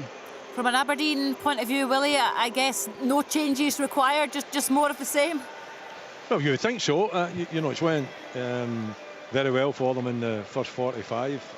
Unless they've got some injuries or some injury concerns, and you wouldn't really see them changing. They don't really need to change. I think it is St Johnstone that needs to change and give Aberdeen something to think about, and give Jimmy Thelin something to think about as well, because as Alan said, St Johnstone are looking really weak through the middle in my book. I don't think they look comfortable defending. They don't have enough lot of pace. There's gaps in between full-backs and centre-backs on both sides of the park. And I think a 3 would suit them better, and it would also suit them better in terms of the way Aberdeen are playing. When you're playing against opposition that are playing 2 up top, then 3's perfect for it. And Aberdeen have got 2 wide players, and you get your wing backs onto the wide players and you stop them causing you problems as well. So it's absolutely perfect to make that change. And then if that's successful, then Jimmy Thelin has got to think about his formation and maybe has to make some changes, and perhaps he would go to the one up top if that was the case, and maybe take Sockler off, who although he's had a couple of opportunities, hasn't been that prolific or looking like it in front of goal. But at the same time, it's too easy for Aberdeen just now. They're dominating the midfield for most of the first half. They've had numerous chances. They've got the one goal. So all the pressure is on Craig Levein. All the pressure is on St Johnstone to see what they might do. Yes, Craig Levein might be happy with the last 10 minutes, but I don't think it's enough. I think they've got to do something a little bit more radical to turn this game round. We were talking about the St Johnstone goalkeeping situation, Alan, weren't we, before kick-off? What have you made of Josh Ray? It made some saves, a save from Sockler, which Willie was talking about there, and another save from Majowski as well. Has he done okay so far? He's done okay, I would say mixed. He's touched one over the bar, which myself and Willie both agreed he should have caught. His kicking's been poor. When it's been rolled back to him, he's sliced a few. He's not got enough on it at times, but when he's needed to make saves, he's made them really important ones. That Sockler one was brilliant. It was like Schmeichel-esque, as you see Peter Schmeichel, that is not, and Casper, I suppose, but how he used to make himself really big. That's what Ray done, and it hit his right calf and went away. So you give him credit for that. He looked a bit nervous, and I think that's why Aberdeen loaded the box that first corner. There was about 20 players in that 6-yard box to put pressure on him, and they could probably sense that he was a bit nervous. But give him credit, he's made a couple of decent saves, but needs to work on his kicking. Yeah, in the opposite goal, Mitov hasn't had too much to do, Willie, but we did see him coming out for the ball, making a save, being really commanding in that situation. He could be a really big player for Aberdeen this season, couldn't he? I think he could, yeah. I think it was a great signing, actually. You know, I think Aberdeen needed a bit of quality in between the sticks, so I think they've certainly got that. He did come out in that one occasion. There was another occasion where I thought he could have perhaps done a little bit better, but he hasn't been tested enough. I don't think St Johnstone have tested him enough with strikes. Any strikes that have came from them have been off target. So, you know, as far as he's concerned, I think he's done well. He's been very competent. He's been very professional. He's done everything that's been asked of him, but he hasn't been asked to do very much in the game. And I think that's where Craig Levein will be disappointed. I think, you know, they're looking a little bit weak at the back, in my opinion, playing the 4 at the back. I don't think it's looking solid at all. I think their front 2 could cause problems, but they need to have more of the game. You know, they haven't got enough control in the midfield, and I think that little tweak that Alan was talking about, going to the 3, would help them get more players in that midfield area, get the 2 wing backs up as well, get an extra man in the midfield to try and, you know, have some command in there, and then that allows them to feed the 2 strikers, because I think the 2 strikers are looking okay for them. They look strong, they look powerful, they look quick, but they haven't had enough of the ball, and they haven't had enough control in the game to feed their strikers, and that is letting them down. So they're looking a little bit weak at the back. They're not dominating in midfield, and they're not giving enough ammunition to their front 2. We can just see the St Johnstone players out on the pitch, just going through their pre-second half warm-up, if you like. We've got a close-up of Craig Levein there in the dugout as well, just mulling things over with some of these backroom staff as well. That's the Aberdeen players out on the pitch as well. A close-up of Graham Shinney there coming out onto the pitch. He's had a pretty decent first half, hasn't he? So let's bring you the second half live, shall we, here on Sports Sound, and let's rejoin Alan Preston, Willie Miller and Lee McLeod once again. Yes, welcome back. The floodlights on now, and darkness beginning to fall on the country, and here in the heart of the country, Perth. And the final 45 minutes of the opening weekend of the season. St Johnstone haven't won on the opening day of a league season since beating Kilmarnock in August 2017. Wotherspoon and O'Halloran scored the goals at Rugby Park. They haven't won one at home since 2013 when they beat Hearts. It was a Stevie May goal as St Johnstone kick off the second half, going left to right, shooting towards the Ormond stand. Aberdeen are shooting north in the second half towards their fans. St Johnstone immediately changed to the 3. Well, he must have been listening to you. As Mackenzie knocks it forward, Sockler looking for McGrath. No changes personnel-wise for St Johnstone or for their visitors, but as Alan was saying there, a tweak to a back 3 by Craig Levein, which is what we thought they might do at the start of the game. So it's Ray in goal for them. Nielsen, Cameron, McClelland, Wright and Raymond, the wing-backs. Essel, McPherson in the middle with Smith, with Sidibe and Kimpioka up front. Aberdeen with Mitov in goal. Devlin, Rubitic, Malloy, Mackenzie, Shinney, Nielsen in the middle with McGrath, Morris, Sockler and Majowski as the ball comes all the way back through to the Aberdeen keeper Mitov. Long ball with the right foot from the 6-yard box into the St Johnstone half. It comes off the head of McClelland, who was kind of backpedaling there as well, and he's landed awkwardly. He's clutching his right ankle. And they're going to have to stop play to allow attention to him here. This is Achilles, I think. Well, he's clearly in some severe discomfort down there, and it might be that St Johnstone are forced into a change early in the second half here. Their bench, Sinclair as a sub-goalie. Sanders would be the one you would think would be the most obvious one to come on. And Clark, Carey, Smith, Sprangler, McPake, Kirk, Franchak Kirk, of course, the son of Andy Kirk, the assistant manager. St Johnstone, the Aberdeen bench, Doohan, Jensen, Gay, McGarry, Bizowen, Milne, Duncan, Ambrose and Alfie Stewart, who makes the matchday squad in the senior team for the first time. So concern here for Craig Levein. It looks like they're going to need the stretcher here, Alan. That's certainly what the indication down pitch side seems to be. Yeah, I think it's the way he's landed on his right Achilles. Hopefully he's okay, but didn't look too good. You know, Craig's down there with Andy Kirk and Alec Cleland just wondering what to do. Who can they bring on?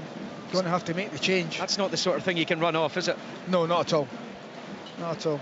Let's go to Brian. He's got further news on this. Yeah, the minute McClelland went down, Jack Sanders was sent out to warm up, and he's just putting his top on at the moment. But yeah, it does look like it's game over for McClelland, and Jack Sanders will be coming on just less than 3 minutes into the second half. It's a nothing challenge. It's just the way he's landed on his right Achilles, it looks like to me. You know, and I've seen these so many times. Jim Muir, I remember Jim Muir doing it here. It was horrendous, a horrific injury it was. Hopefully it's not that, you know, but it's certainly serious enough to get the stretcher on. So Jack Sanders will come on. He's been at Kilmarnock, his old manager Derek McInnes down there with Paul Sheeran. They play St Johnstone on Sunday after they've negotiated that European tie on Thursday against Tromsø. Busy times, isn't it? Busy week on Sports Sound here in BBC Radio Scotland. As a result, Jack Sanders spent the season, some of the season, on loan at Ayr United last term. And Craig Levein brought him to the club. He's got the number 5. And this isn't exactly the ideal start to the second half for St Johnstone as they chase the game with Aberdeen leading by a 1-0. I was talking about St Johnstone's last opening day victory being in 2017 and last here at home 2013. When opening their league season away from home, Aberdeen have only won 1 of their last 9 such games, drawn 4 and lost 4. One of those draws was last season at Livingston. Their only win amidst all that was in 2015 when they beat Dundee United at Tannadice, thanks to a Kenny McLean header. Some header as well that day. So this isn't what Craig Levein wanted to see at all, and it's this new back 4 as it was in the first half, back 3 in the second, is going to be altered as a result of this injury.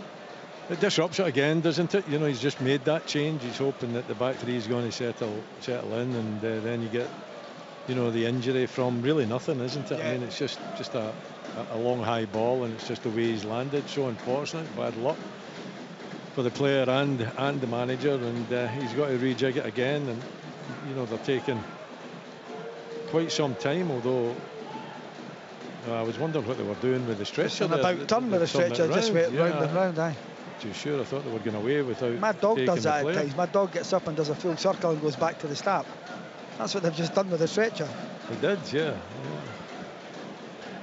Anyway, it's a sad not sight. A nice sight, is it? Yeah. You know, seeing a player,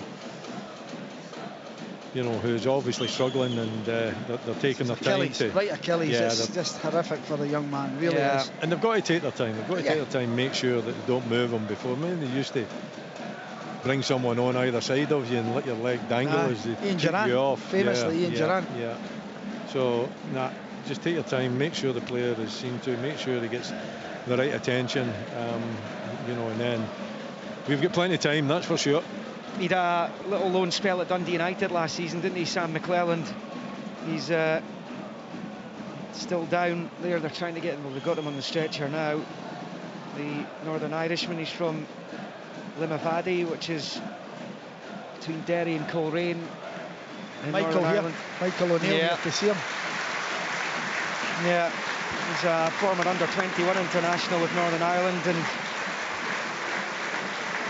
it's a disappointment for him personally, for his manager, for his teammates, the supporters, and as Alan mentioned, his national coach is here. And off he goes, and we wish him well in his recovery from that. And on comes Sanders to replace him. So, like for like change, he doesn't have to revert back to what he was doing in the first half formation-wise. Sanders will just pop into the centre of the 3. And although there's 51.5 minutes on the clock, I think we've only managed about 30 seconds of football at the start of the second half. As I mentioned, loads of action to come. Dynamo Kiev against Rangers tomorrow evening. Champions League third qualifying round first leg, then Conference League third qualifying round first legs. On Thursday, both representatives are at home. St Mirren against Brann, Kilmarnock against Tromsø, 2 Norwegian sides visiting. And it's game on again here at McDiarmid with Aberdeen leading 1-0. Loose ball picked up in the midfield by Shinnie. Sivert Nielsen finds McGrath. Sockler was trying to stay on side there, but McGrath elects to play it out to Mackenzie on the near side. Back to Jamie McGrath in this Near side, Aberdeen attacking the end of the stadium where their fans are housed, be it behind the goal or in the main stand off to our left. St Johnstone win it back off McGrath on the near side, and it's switched out to the left. Ends with Matty Smith back and a first touch of the ball for Sanders in the centre circle. Out to Lewis Nielsen, chip ball towards the edge of the box. McPherson heads it to Sidibe, back to McPherson, early ball, and Kimpioka on the slide can't get there. And it stays St Johnstone 0, Aberdeen 1. There was no flag there. No, but already better from St Johnstone. Really good play from the left-hand side. Matty Smith playing it in. It's eventually whipped across. Sidibe was really unlucky. They're almost on the end of it. Much better play by St Johnstone. Yeah, there are other reasons why Derek McInnes and Callum Davidson are here. Obviously the Jeff Brown tribute earlier, but they have got business, and as I said, Killie plays St Johnstone at the weekend. Callum Davidson's Queen's Park go to Aberdeen in the last 16 of the League Cup the weekend after. Sidibe chasing a long ball. Mackenzie's the covering player. He's struggling a little bit here. Down goes Sidibe. He claims he was fouled. Mackenzie plays on and clears. Up looking for Sockler. Sanders wins the header. Out to this near side for Dre Wright, who's challenged by McGrath, out for a Saints throw-in on this near side. Already you can see St Johnstone have got better. Well, they've got more control, haven't they? You know, they've managed to push the two wing-back further forward. That then allows them to get a bit closer to the wide players for Aberdeen and not have the same control that they had in the first half. And it's now down to Jimmy Thelin whether he thinks that he needs to change it. I think it's a bit early to change it. But at least it's given Aberdeen something to think about. They didn't have anything to think about in the first half. Foul over there on the far side by Devlin. St Johnstone free kick, which is almost level with the edge of the centre circle, about 6 or 7 yards from the far side touchline. And they've committed a few forward for this. Sanders is going up there, and so too is Kyle Cameron. Just looking for Nielsen as well. I think he's gone in there too. Yes, he has. Again, that big line of players along the 18. Kimpioka's made an angle for it just to the left of the box, but McPherson elects to pump it high into the right-hand side of the area where it's headed away by Rubezic. And then an ambitious effort from Matty Smith. It's not that far away as he kind of sliced a volley at Mitov's goal. It does go over the bar. It was always kind of rising. It was never threatening the Aberdeen keeper, but it was maybe a foot or so over the crossbar. And it remains Saints 0, Aberdeen 1. We played almost 55. Speculative, eh? You know, I mean, if you catch it right and it flies into the back of the net, it's a wonder goal. But unfortunately for Smith on that occasion, he just didn't catch it right. Cameron with a decisive header from the long ball from Mitov, and a bouncing ball at the edge of the Aberdeen box. Sivert Nielsen's there to clear up. Finds Devlin out to Morris on the far side. Morris under pressure, goes back to Devlin, and then a little flick from Miovski almost found Morris, almost paid off, but St Johnstone have it back with Raymond. Out to the left-hand side it goes. And Smith, challenged by Sivert Nielsen. And Aberdeen have it back with Miovski, bends it towards the edge of the centre circle for McGrath, controls well, turns and passes it out to Mackenzie on the near side. Mackenzie driving forward, goes down. Dre Wright was too strong for him. Wright winning it back for Saints. Not a defender per se, Dre Wright, but that was excellent defending from him, just as Jack Mackenzie was beginning to get into his stride there. It remains Saints 0, Aberdeen 1 in Perth. He's got to be stronger, Jack Mackenzie, on that occasion. Normally is. I was surprised to see Dre Wright getting better of him. Listen, he's low to the ground. He's quite stocky himself, right? But at the same time, Mackenzie should have got the better of him. St Johnstone have it on this near side. SL did, or Sidibe did very well. Now it's Dre Wright driving forward. SL goes towards it to the 18-yard line, but it's Sidibe who loses out the edge of the area, and then Miovski with a little back heel to Morris, who skips away from SL. Now it's Morris driving forward up towards the edge of the penalty area, slips it to the left of it for Sockler.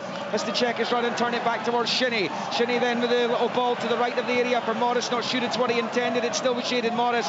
Well defended by Andre Raymond though, and it goes behind for a goal kick, I think, that's been given, or a free kick, one or the other, and it's going to be a St Johnstone ball nevertheless. As you heard Alan there, it was opening up beautifully for Shayden Morris. He kind of delayed the pass though, and it was too late in the end up because Sockler had to drag it back to try and keep the attack alive. He failed to do that in the end, and it stays St Johnstone 0, Aberdeen 1. I thought Miovski was the man on as well, Liam. That was a pass to Miovski. Brilliant from Miovski in the middle of the park. Then he makes his run and he's in if he's found. But you know, it's a terrific atmosphere tonight as well. It's great. This is one of the best atmospheres I've heard at McDiarmid for a long time. And as Shinnie tried to fight for it on the far side, it's St Johnstone picking up with Matty Smith. It's a big switch and it's a successful one as well because he's found right level with the 6-yard line of Aberdeen. Right taking on McKenzie, rolls it to the right angle of the box for McPherson, who shifts it back to Nielsen. Nielsen out to McPherson again on this near side, former St Mirren player. Rolls it infield to Wright in the second spell of the club. Back to McPherson on this near side from Smith, looks up and bends the ball into the box. Rubitic heads it away. It's a good evening so far, Rubitic. He's won just about everything defensively. Throw-in's taken quickly by McPherson, and McKenzie puts it out for another throw. Over here, 58 on the clock, Saints 0, Aberdeen 1. I think that's actually ended up going Aberdeen's way. It's a free kick, I think. In the end up, yeah, free kick's been given. It's much better from the home side though, isn't it? You know, they look much more comfortable in that shape. They've had a bit of control of the game as well. Not created too much, but neither have Aberdeen. Aberdeen haven't, you know, had the kind of a control that they did in the first half. And I think Jimmy Thelin having a look at it, I don't know if he's trying to tweak it in any way whatsoever. And just when Morris is running through, by the way, and Miovski's on, he doesn't get his head up though, yeah. Alan. You know, he's running with his head down. See if he gets his head up and he sees that pass. Big chance. Long ball pumped forward towards Sockler. He gets his head onto it, but it will go harmlessly through to Josh Ray. These two met 4 times last season. It was a win apiece and 2 draws. 0-0 at Pittodrie. Then there was the 1-1 draw here, a controversial one. Graham Carey had a goal ruled out, which I think was confirmed later as being one of the VAR errors. And on-field errors as well, obviously, but the VAR chose not to advise that it was overruled. Finished 1-1 in that one. St Johnstone won 2-0 at Pittodrie at the end of February. Clark's penalty, one from Kimpioka, and then Aberdeen won when Saints were asked to go back to the Granite City. Miovski winning it with a penalty with 20 to play at the start of May during their excellent end to the season. Ticking towards the hour mark here. We're in the 60th minute. So St Johnstone throwing it up the pitch again, level with the edge of the D of the Aberdeen box. Bowled to Kimpioka. 2 Aberdeen defenders around him. Sivert Nielsen's one of them. He's strong though, Kimpioka. He's doing well. He's still holding off the 2 Aberdeen defenders, and eventually when he passes, Shinnie gets in the road. There's McPherson to Lewis Nielsen, who's attempted ball forwards cut out by Sockler and out for a St Johnstone throw-in. Despite the injury right at the start of the second half, St Johnstone have been the better team, similar to the first half, and they were the better side for the opening 10-15. Yeah, it's been one-way traffic at the start of the second half. They need to try and get a goal, though that's the problem. When you're on top, if you don't score, it comes back to bite you. There's Andrew Raymond over on the left-hand side, rolls it back the way to Cameron, gets the left foot cross ball in, comes bouncing off Kimpioka's head and bounces away from the goal. Aberdeen fortunate in that respect. Here comes Saints again. Good pressure from them. Quite intense pressure, but they are keeping Aberdeen pinned back. In his right, in the right central area. An ambitious ball in the end as Devlin read it, didn't get through to Raymond, and it's Cameron gets onto the loose one and passes it back to his goalkeeper at the edge of his box. Short ball to Sanders, long with the right foot he goes. Underneath it is Malloy. Bounce is awkward for both Shinnie and Wright. Shinnie emerges with it, eventually hoists it forward. It's won in the air by Nielsen. And then Sockler tries to win it back. Both teams giving it away here. They can't string more than a couple of passes together, but McPherson's done well. He's away from Sivert Nielsen. Rolls it to Matty Smith.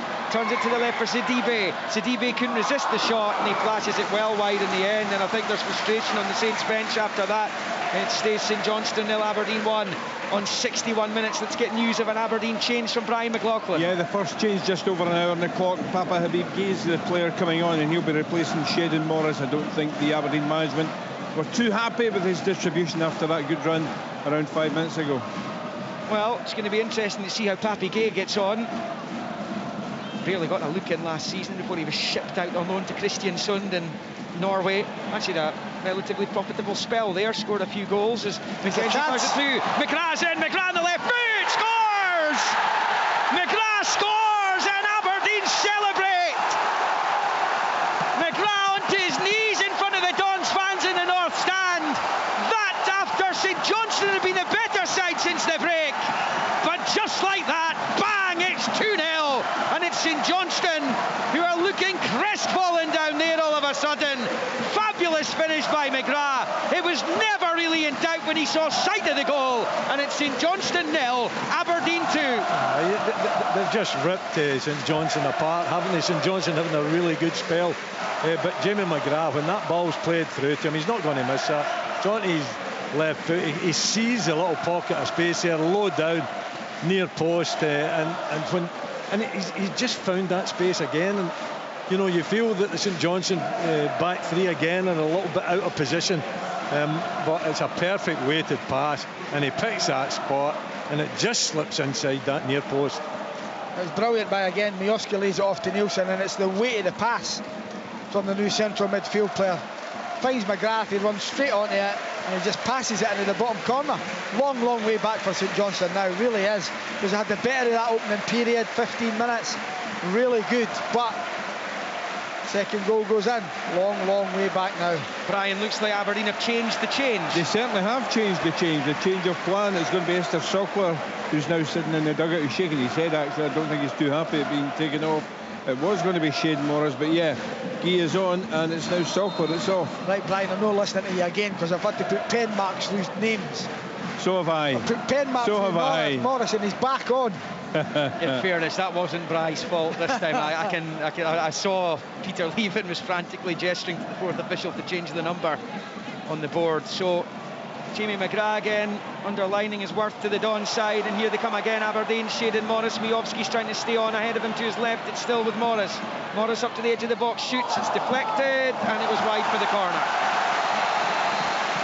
Yeah, I mean, that's one thing about Morris is when he gets the ball, the first thing in his mind is to run into space, to occupy the space, to take defenders on. Now, I think he could be a real player if he could do that, but get his head up and actually see what's round about him. You know, because you train that into him. There. You train that into a player. I think you can train it into him. Yeah, I think you can. Also limit his touches as well. Yeah. You limit his touches just to start with in training. 2-3 touches, get your head up, look for a pass. In swinging corner coming up from McGrath on this near side for Aberdeen. The Dons left as they attack the goal to the left. And he comes to the back post, and it's headed away by Saints, headed back into the area by Morris. And Johnstone have enough bodies in the way to get it clear. Their long wait for a home win. Looks like it's going to continue here, but Kimpioka's pounced on a shinny error over there. Down goes Kimpioka, and that's going to be a yellow. Well, surely a free kick anyway for St Johnstone, and the Saints fans are wanting shinny booked. Alan Preston thinks he should be yellow carded. Looks like he's getting away with it. Wow, that's a yellow card every single day of the week. Yeah, the guys have had a little chance to have a look at a replay of it as well, which just underlines their initial thoughts. So Shinny's got away with that. There will be a St Johnstone free kick about a foot away from the far side touchline, midway inside Aberdeen territory. Again, that big line of players along the 18. Morris forming a one-man wall for Aberdeen over on that far side. Devlin and McGrath either side of half-time. Aberdeen 2-0 up in Perth. 65.5 on the clock. And Aberdeen will have to face the latest Cammy McPherson free kick from that far side. Slight delays. Kevin Clancy sorts things out at the edge of the area when it's congested. McPherson will bowl this in. Have a look at the runners here. And the blue shirts will make for the Aberdeen goal. In comes the free kick. It's a good one as well. It's headed away by Papi Gay. Breaks to the edge of the area when it's rifled past by Isel. Good chance that, even though he's at the edge of the penalty area. It came at him. It was on his right side. And he slashes it wide, and it stays Saints 0, Dons 2. Yeah, he's off balance, isn't he? He's up in the air. His 2 feet are off the ground there as he's having a swipe at that one. Maybe another touch. Maybe it would have been closed down if he took the other touch. It's one of these ones where you've got to make your mind up very quickly. And I think the fact that he's off balance, then it tells you that he should have maybe just tried to steady himself a little bit. He ends up swiping at it, and he goes well past. Hasn't been a bad performance from St Johnstone in the second half, but they've found themselves further behind. As Sidibe goes down this near side, Rubezic slides in, puts it behind for the corner. He's had quite a good game, Rubezic, this evening. It's a good challenge, good slide tackle. Gets the ball, gets plenty of the ball, puts it out. Can't believe he's claiming that it was a goal kick right enough. But there you go, it's worth a try. You been impressed by him tonight? Yeah, I mean, I think he hasn't been that rash Rubezic that you see going away into midfield and taking himself out of the game. He's been quite calm and settled in there and thoughtful. Tammy McPherson's corner from the right-hand side for St Johnstone. He's driven it in towards the left-hand side of the box, and it flicks off a Saint's head. It was Sanders. Now Aberdeen are away in the counter again down He's that through far the middle, side. right Malloy through the middle. Looking for Papi Gay, and it just took an important touch from the St Johnstone point of view off a defender and out for a throw-in to Aberdeen on the far side. They do look particularly potent when they're driving forward from defence, Aberdeen. Let's say that at the start of the game, that's what the manager wants, to power and pace, quick attacks, wider areas, flood men forward. It's not something you've seen last year with Aberdeen, but they get a lot of men in the box now. Aberdeen host St Mirren on Sunday in their next league counter. Saints in European action on Thursday. The other Saints, Paisley variety. There's Shinnie poking it forward. It comes right through though. I think he's been caught late. There he has. Aberdeen have a free kick. Shinnie's actually ended up on the turf. I have to say my eye was following the ball there and exactly see what went on. I think it was a late challenge, wasn't it? You know, Shinnie played the ball in. It's SL that went into the challenge and just caught him late. It's been booked. Well, he's got away with that one then. Another one. The VAR doesn't look at second yellows, so we'll be very lucky. That, again, if we're saying Shinnie is a yellow, that's a definite yellow, which would have resulted in a red. Yeah. Free kick only. Just over 21 minutes to play. Aberdeen 2 to the good here. And McGrath, who got their second, is over there. It's his second of the season. Jamie McGrath. His best goal-scoring season was when he hit 17 for St Mirren a few years ago. He and Morris are over the free kick in the far side. And they conjure up here. St Johnstone player being spoken to there is SL, just the edge of the box. And another player getting a stern word from the referee, Kevin Clancy. Morris and McGrath being made to wait over there under the lights now here at McDiarmid Park. McGrath looks like he's the one who's going to take it. Right footed from McGrath into the box. It's headed for goal, it's just wide. It was Malloy, I think, got the touch onto it, and he's not that far away either. Fabulous ball in by McGrath. And it stays Aberdeen leading by 2-0. And St Johnstone are going to make a change, Brian. Yeah, their second of the evening. This time it's Aaron Essel, and I think Craig Levine looked at that last challenge and thought he was lucky not to receive a second yellow, so he's coming off. The player coming on, number 11, Graham Carey. Yeah, well, veteran nowadays, Graham Carey at the age of 35. But I still remember that wonderful cross for Nicky Clark at Fir Park at the end of last season. That victory at Motherwell that spared St Johnstone a second relegation playoff in the space of a few seasons. There was some wild celebrations, including from Craig Levine himself down there that day. It was an anxious wait. Was it Patot? It was Dingwall. Dingwall, sorry. Yeah. Anxious wait. Because I was at Motherwell that day. It was incredible. Yeah, well, we were both, of course, we were both at that one. As that's chipped forward, the header away by McKenzie, and Sivert Nielsen goes down, and it's going to be an Aberdeen free kick down on this near side. They're 2-0 up, 71 minutes played. Willie was a little bit sceptical about what Sivert Nielsen could offer the side. What are you thinking, having watched him this evening? I think he's been pretty all action, hasn't he? He is what he is. He just sits in front. I mean, everything's simple. He's a barrier in front of the two centre-backs. He's influential, he talks. He's never going to run away from anyone. I doubt if you're going to see any kind of a telling passes from him. I haven't seen anything like that. But he has an influence in there. What he does is he allows Shinnie to get forward. You know, so you then get Shinnie getting forward. You've got Morris, you've got McGrath. as well, and you had the two strikers in the first half. So listen, he set the goal up, man, with a brilliant pass to McGrath, splitting the St Johnstone defence. Okay, well, they had one good pass in the game. It's a brilliant pass. What it does, it allows Shinnie to go forward, McGrath to get higher up the park. He's a protection. He's the one that'll sit there. Yeah, it's very noticeable in this Aberdeen. He's not going to score goals. No. I actually thought that's what I said. Okay, I'll give you the pass. But there's McGrath on the turn at the edge of the Saints box, and Miovski has it, and a little back heel look from McKenzie. Can't find him though. It's cleared by St Johnstone. Sivert Nielsen picks up in the centre circle.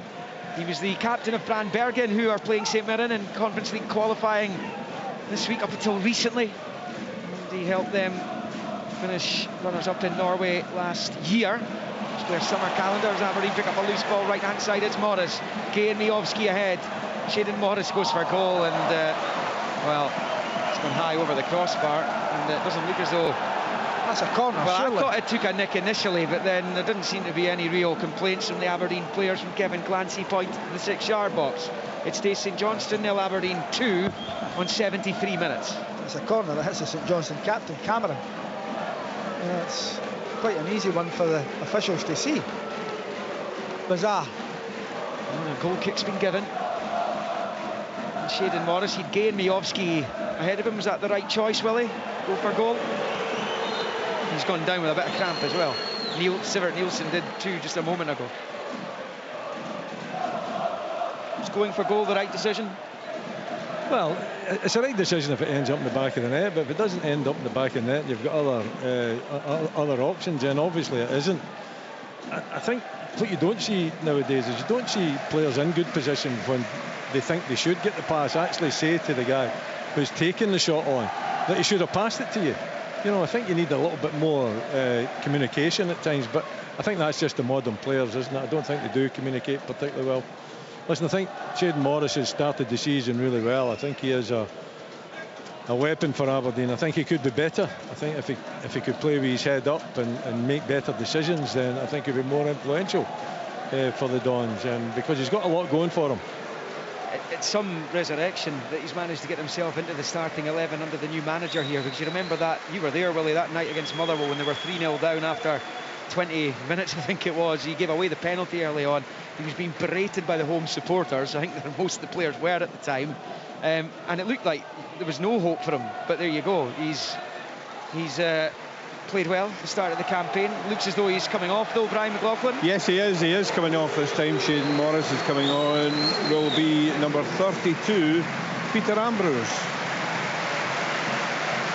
And Shaden Morris getting a warm reception from the Aberdeen supporters, and he'll enjoy that given what happened. And I mentioned in particular that game against Motherwell last season. Aberdeen 3-0 down, managed to come back and pick up a point from, but he comes off, and first look in the league at Peter Ambrose, who one of the 3 outfield players that they have signed during the summer. He has been at Újpest in Hungary, where he scored 10 goals in 34 appearances last season. He got his first for the club against Dumbarton. Willie, what have you made of him? It's not a bad return, is it? Yeah. 10 and, what did you say, 10 and 30? 10 and 31? 34. Still not a bad return, is it? Yeah, I think the changes against Dumbarton were influential, and you know, as you know, Alan was pointing out, the manager wants players to first of all think about going forward.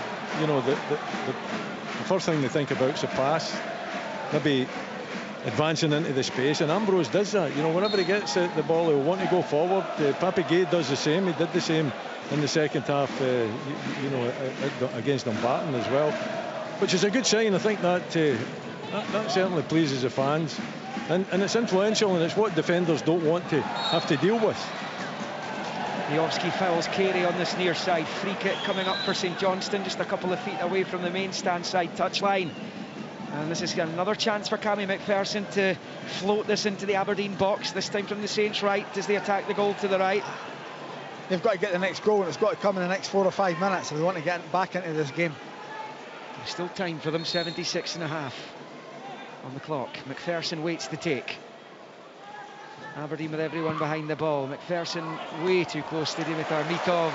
And the keeper holds on comfortably, and now he's trying to get Papi Gay away, and he's managed to ride the first challenge.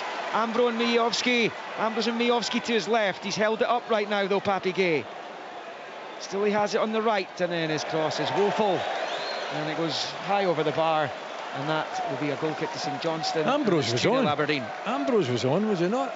Just a slide, the pass slipped down the side. Ambrose made the run forward, and Papi Gay makes the wrong decision. You know, slows everything up. If he just plays that after his first touch, he plays it with his second touch. You know, it's a real opportunity for Aberdeen again in the break. What happened with Josh Ray there, Alan? I just caught the end of it. There's another ball come on the pitch, and he's just turned round and smashed it into the Aberdeen end, which not great. Yeah. There's St Johnstone on the ball with Dre Wright, and he turns it back into zone half for Lewis Nielsen. Down the line for McPherson. Sivert Nielsen picks it out for the throw-in to Saints. Nielsen takes it short to McPherson. Into the midfield it goes, or rather back to the centre back in the midfield. In the shape of Kyle Cameron, who comes across the halfway line and turns it out to Raymond on the left, up against Gay. Raymond fancies his chances, gets a little bit of space. He manages to get the cross in. It's gone really high and just over the wrong side of the crossbar there. Has it come up an Aberdeen defender on its way through, though? It obviously has. We are at St Johnstone corner from out on that left-hand side.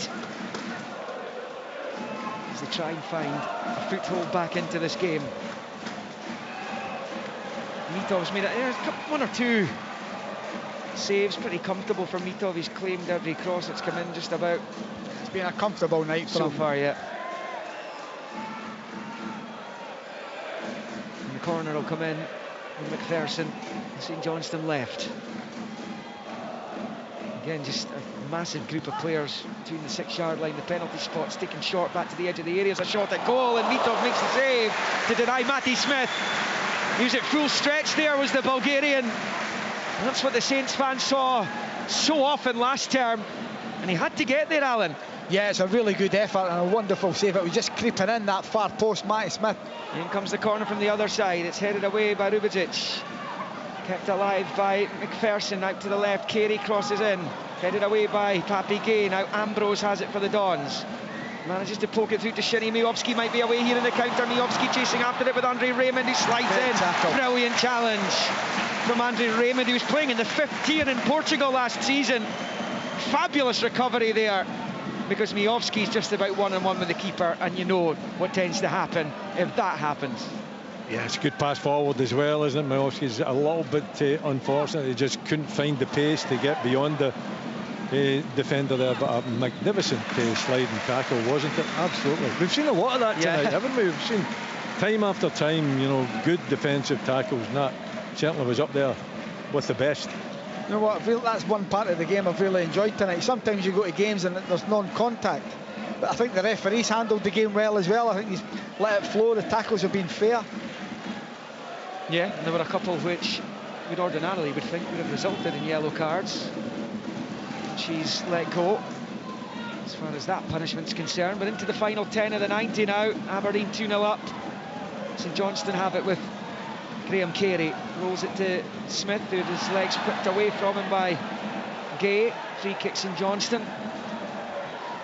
Probably prefer the advantage there. Eager to get the ball forward as quickly as possible, because he's slipping away from them. Here's Sidibe, pretty quiet in the second half. He's been stuck to by Gavin Malloy. Out to Dre Wright, swings a right foot cross ball in. It's way too deep for Kimpioka, who's 6 yards out, but it is kept in play on the reverse side by Raymond. Back to Carey, controls with the undersole, crosses in, and Sidibe, dearie me. He's at the right angle of the 6-yard box, and he sliced it closer to the corner flag than the goal frame, and it stays Saints 0, Dons 2, 81 on the clock. That's a good ball in by Carey, and he gets it horribly wrong. You know, a chance to take a touch, which I think he should have done. He elects to try and smash it on the volley, and it nearly goes out for a throw-in. He's got to take a touch. He has to, Willie. You know, first of all, he's trying to hit it with his right foot. It's not on to hit with his right foot. But if he takes a touch and he gets that ball under control, it's a big chance. He scored a fabulous goal at Fir Park in that game that me and Alan were talking about earlier on. The crucial goal, as it turned out to be. 2-1 win. The final day of last season. A little chip, wasn't it? Dink over Liam Kelly. Anyway, it's going to be a throw into Aberdeen, level with the edge of the centre circle, and the Dons right over on the far side as they attack the goal to the left. So a Devlin header in the first half and a McGrath finish in the second. And it's, as it stands, a very tidy opening to the season for Aberdeen. They're one of 3 teams to pick up a victory from the opening weekend. Celtic and St Mirren managing likewise yesterday. Another 3 games, all finishing in draws. Nielsen over there, it's a foul by he on Kimpioka. St Johnstone have a free kick just inside the Aberdeen half over there on the far side. Just about seeing the game out now for Aberdeen. St Johnstone have huffed and puffed without really, that Matty Smith effort. The DB effort goes well wide, but the Matty Smith one's probably the best one they've had in the second half. Yeah, good save by Mitov. St Johnstone have it. Sidibe shoots for goal. Kimpioka's in there. He's gone down. The St Johnstone fans looking for a penalty there, and so are some of their players. Arms outstretched, 2 or 3 of them. They're all furious. Even Craig Levine's down there. He's adamant it's a penalty. Well, we'll know all about it shortly if it is. McPherson finds Carey and he sweeps it out to the left for Andrew Raymond. Aberdeen seem happy just to try and soak this all up as the cross comes in, headed away by McKenzie. Check complete, no penalty. And Sivert Nielsen finds Miovski, and now Papi Gay looks to get it through to Ambrose. It's not a great ball though.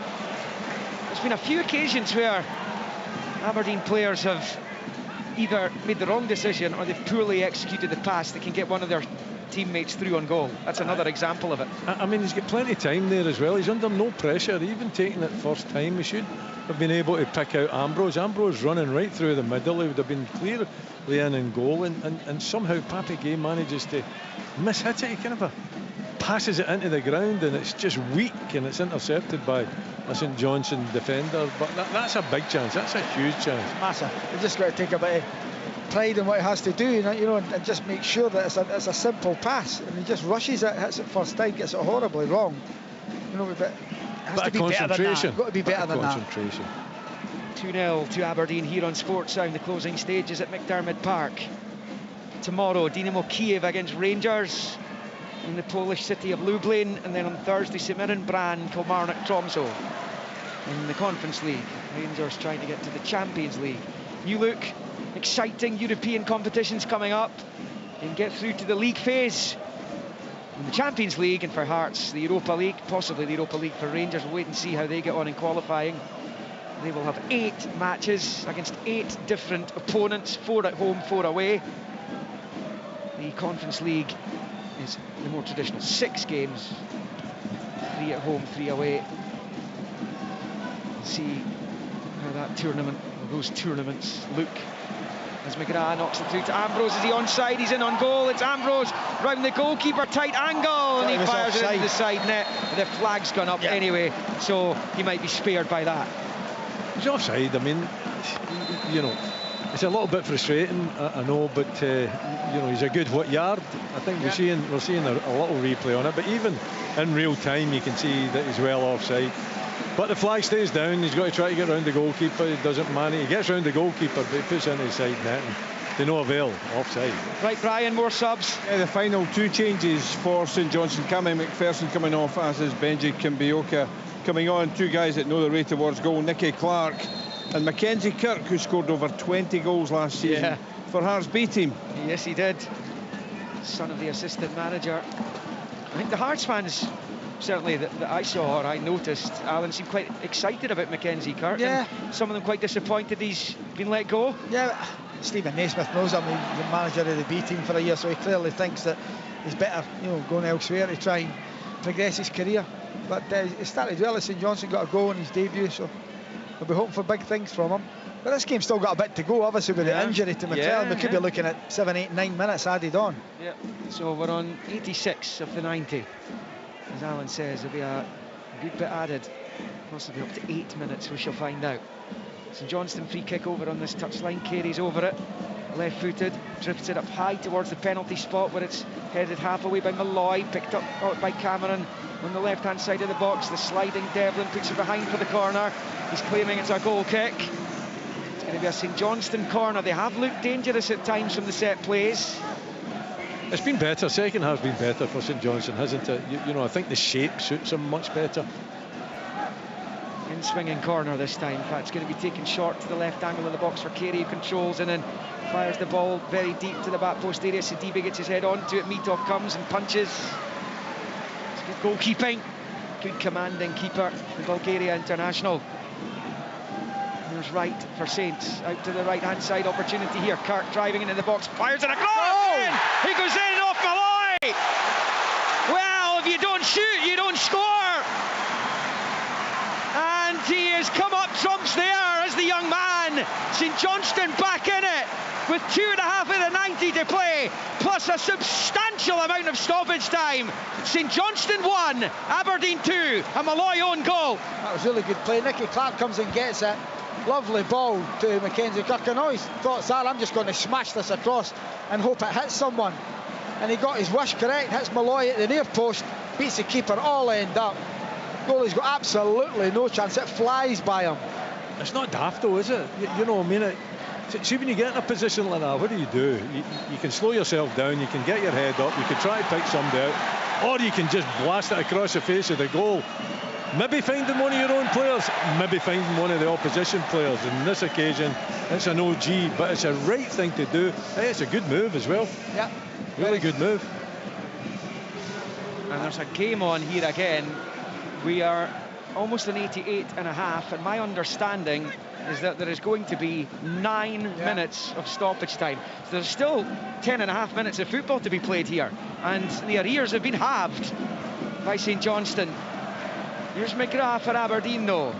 Long ball, looking for Miovski, who peels off to the right-hand side. Up against Raymond. Miovski turns it back the way to Devlin. Devlin short to Shinnie. Important period this now for Aberdeen. Are they going to be pegged back, having led 2-0? St Johnstone will have all kinds of belief now. It's not a great ball for Sidibe though. It was through to Malloy. Goes back to his keeper. It is a Malloy own goal, but there wasn't much he could do about it either. No, Mackenzie Kirk blasted it into that 6-yard area. You just never know. It's a great example to any young player, that, isn't it? If you're a striker, if you are in that kind of position, you just never know. If you smash it low across the goal, it can come off anyone and go anywhere, as was proved there. And it's got them right back in the game. We were just saying that they need to get the next goal. They've got it, the pails are up, the fans are behind them now as well. And as you said, we're expecting 8-9 minutes. Yeah, Raymond's ball, looking for Sidibe's on the stretch. It would have been better perhaps had it been one of the bigger strikers there. Sidibe could get nothing onto it, and it flies past for a goal kick as we approach the 90-minute mark. But you'll hear a massive cheer from the St Johnstone fans when the fourth official down there, Callum Scott, raises his board, because it's going to say 9 minutes. And Craig Levine, I think, has just been told that as he stands hands on hips down there. You think his team can get something out of this now, and there's the confirmation. 9 minutes added. The Aberdeen fans don't agree with the decision, but there's been loads of subs, and obviously there was the lengthy stoppage for the stricken Sam McClellan right at the start of the second half. Mitov with the long goal kick. Gay heads on. Ambrose goes after it. It's turned out for a throw-in by Sanders over on the far side. It's going to be some climax to this one, and it's been a really entertaining game as well. Some really good games, and I know the match at Tynecastle on Saturday was a draw, but that was a really entertaining match as well. The game at Tannadice yesterday, this one, it's been good. The Premiership is back. These are the other divisions, of course. It all got underway on Friday at Falkirk. A real good long weekend of Scottish football. Loads more to come as the European representation tries to make progress. Throw in Aberdeen on the far side, bowled into the Saints box. It's only half away. Miovski picks up at the edge of the box. He's deflected over the bar, and it's going to be an Aberdeen corner all of a sudden. He played one of the 9. 2-1 Dons. Decent effort from Miovski again, allowing the ball to come across his body and getting the left foot to strike off, a little deflection over the bar, and I think it's about game management now for Aberdeen, isn't it? Don't have to do too much more. Yeah, obviously you get an opportunity, you take it, great, game over.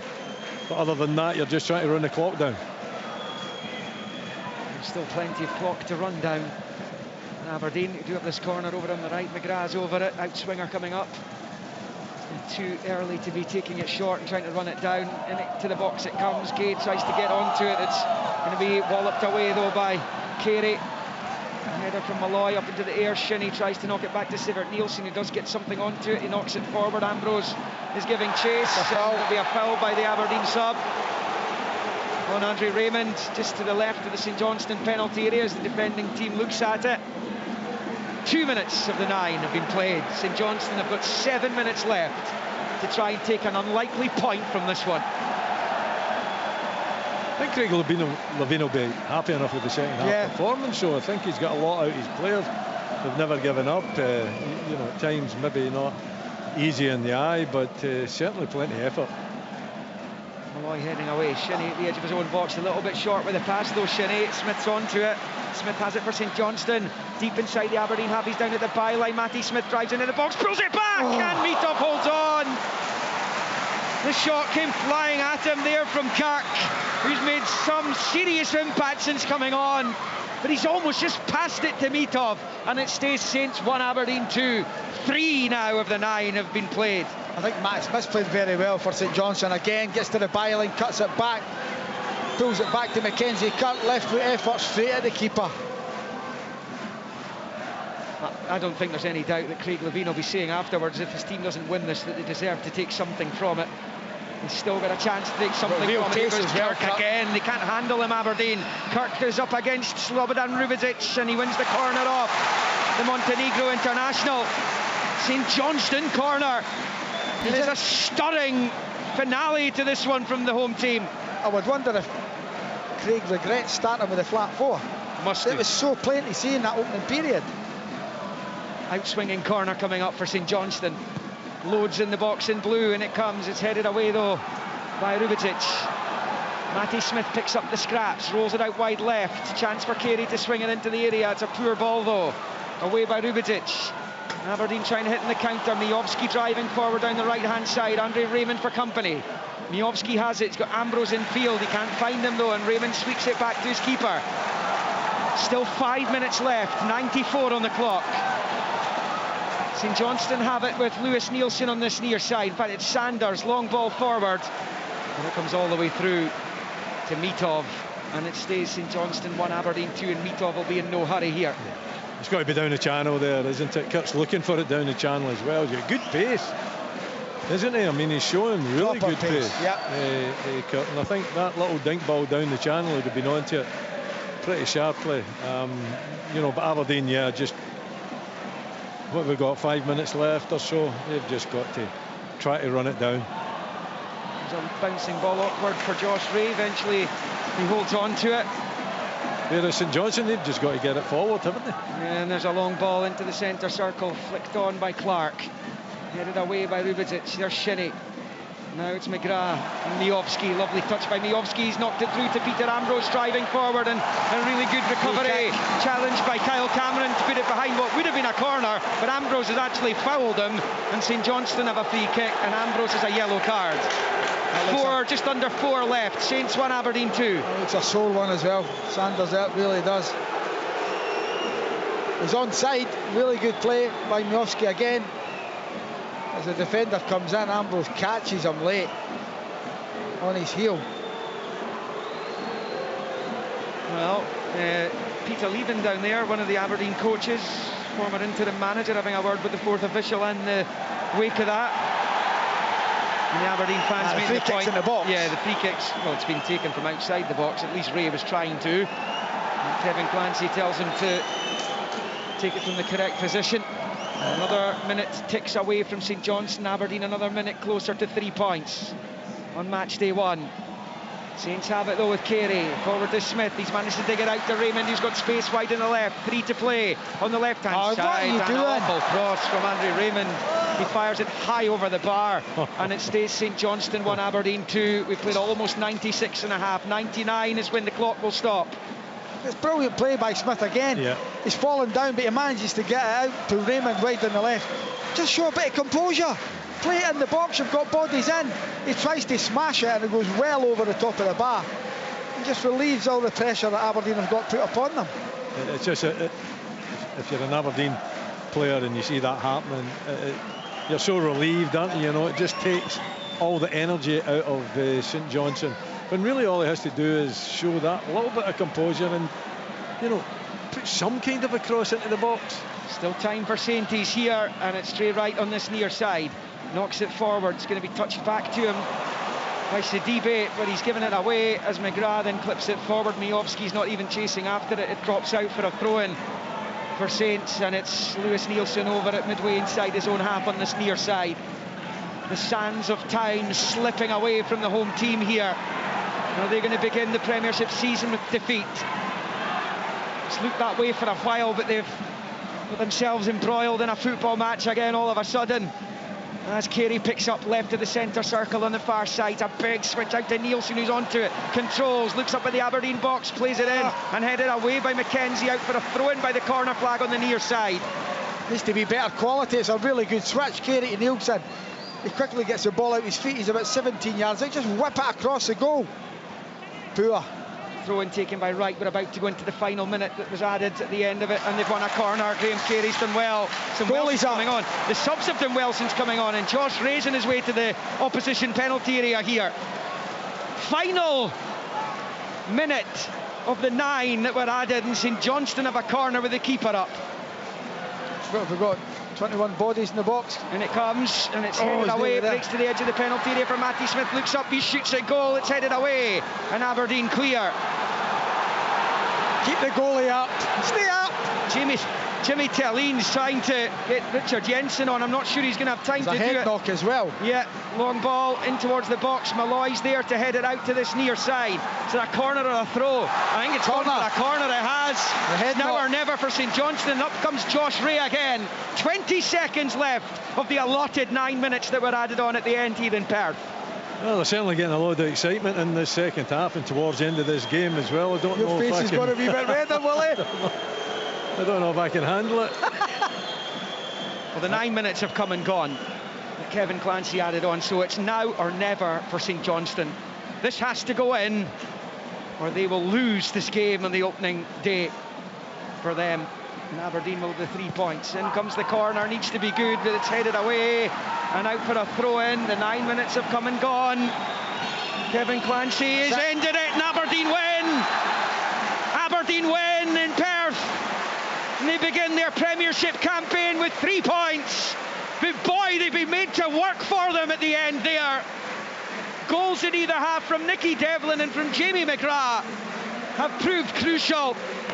And despite Mackenzie Kirk blasting it across into the 6-yard area, and it was turned home into his own net by Malloy, which set up the grandstand finish, they just could not find the equaliser.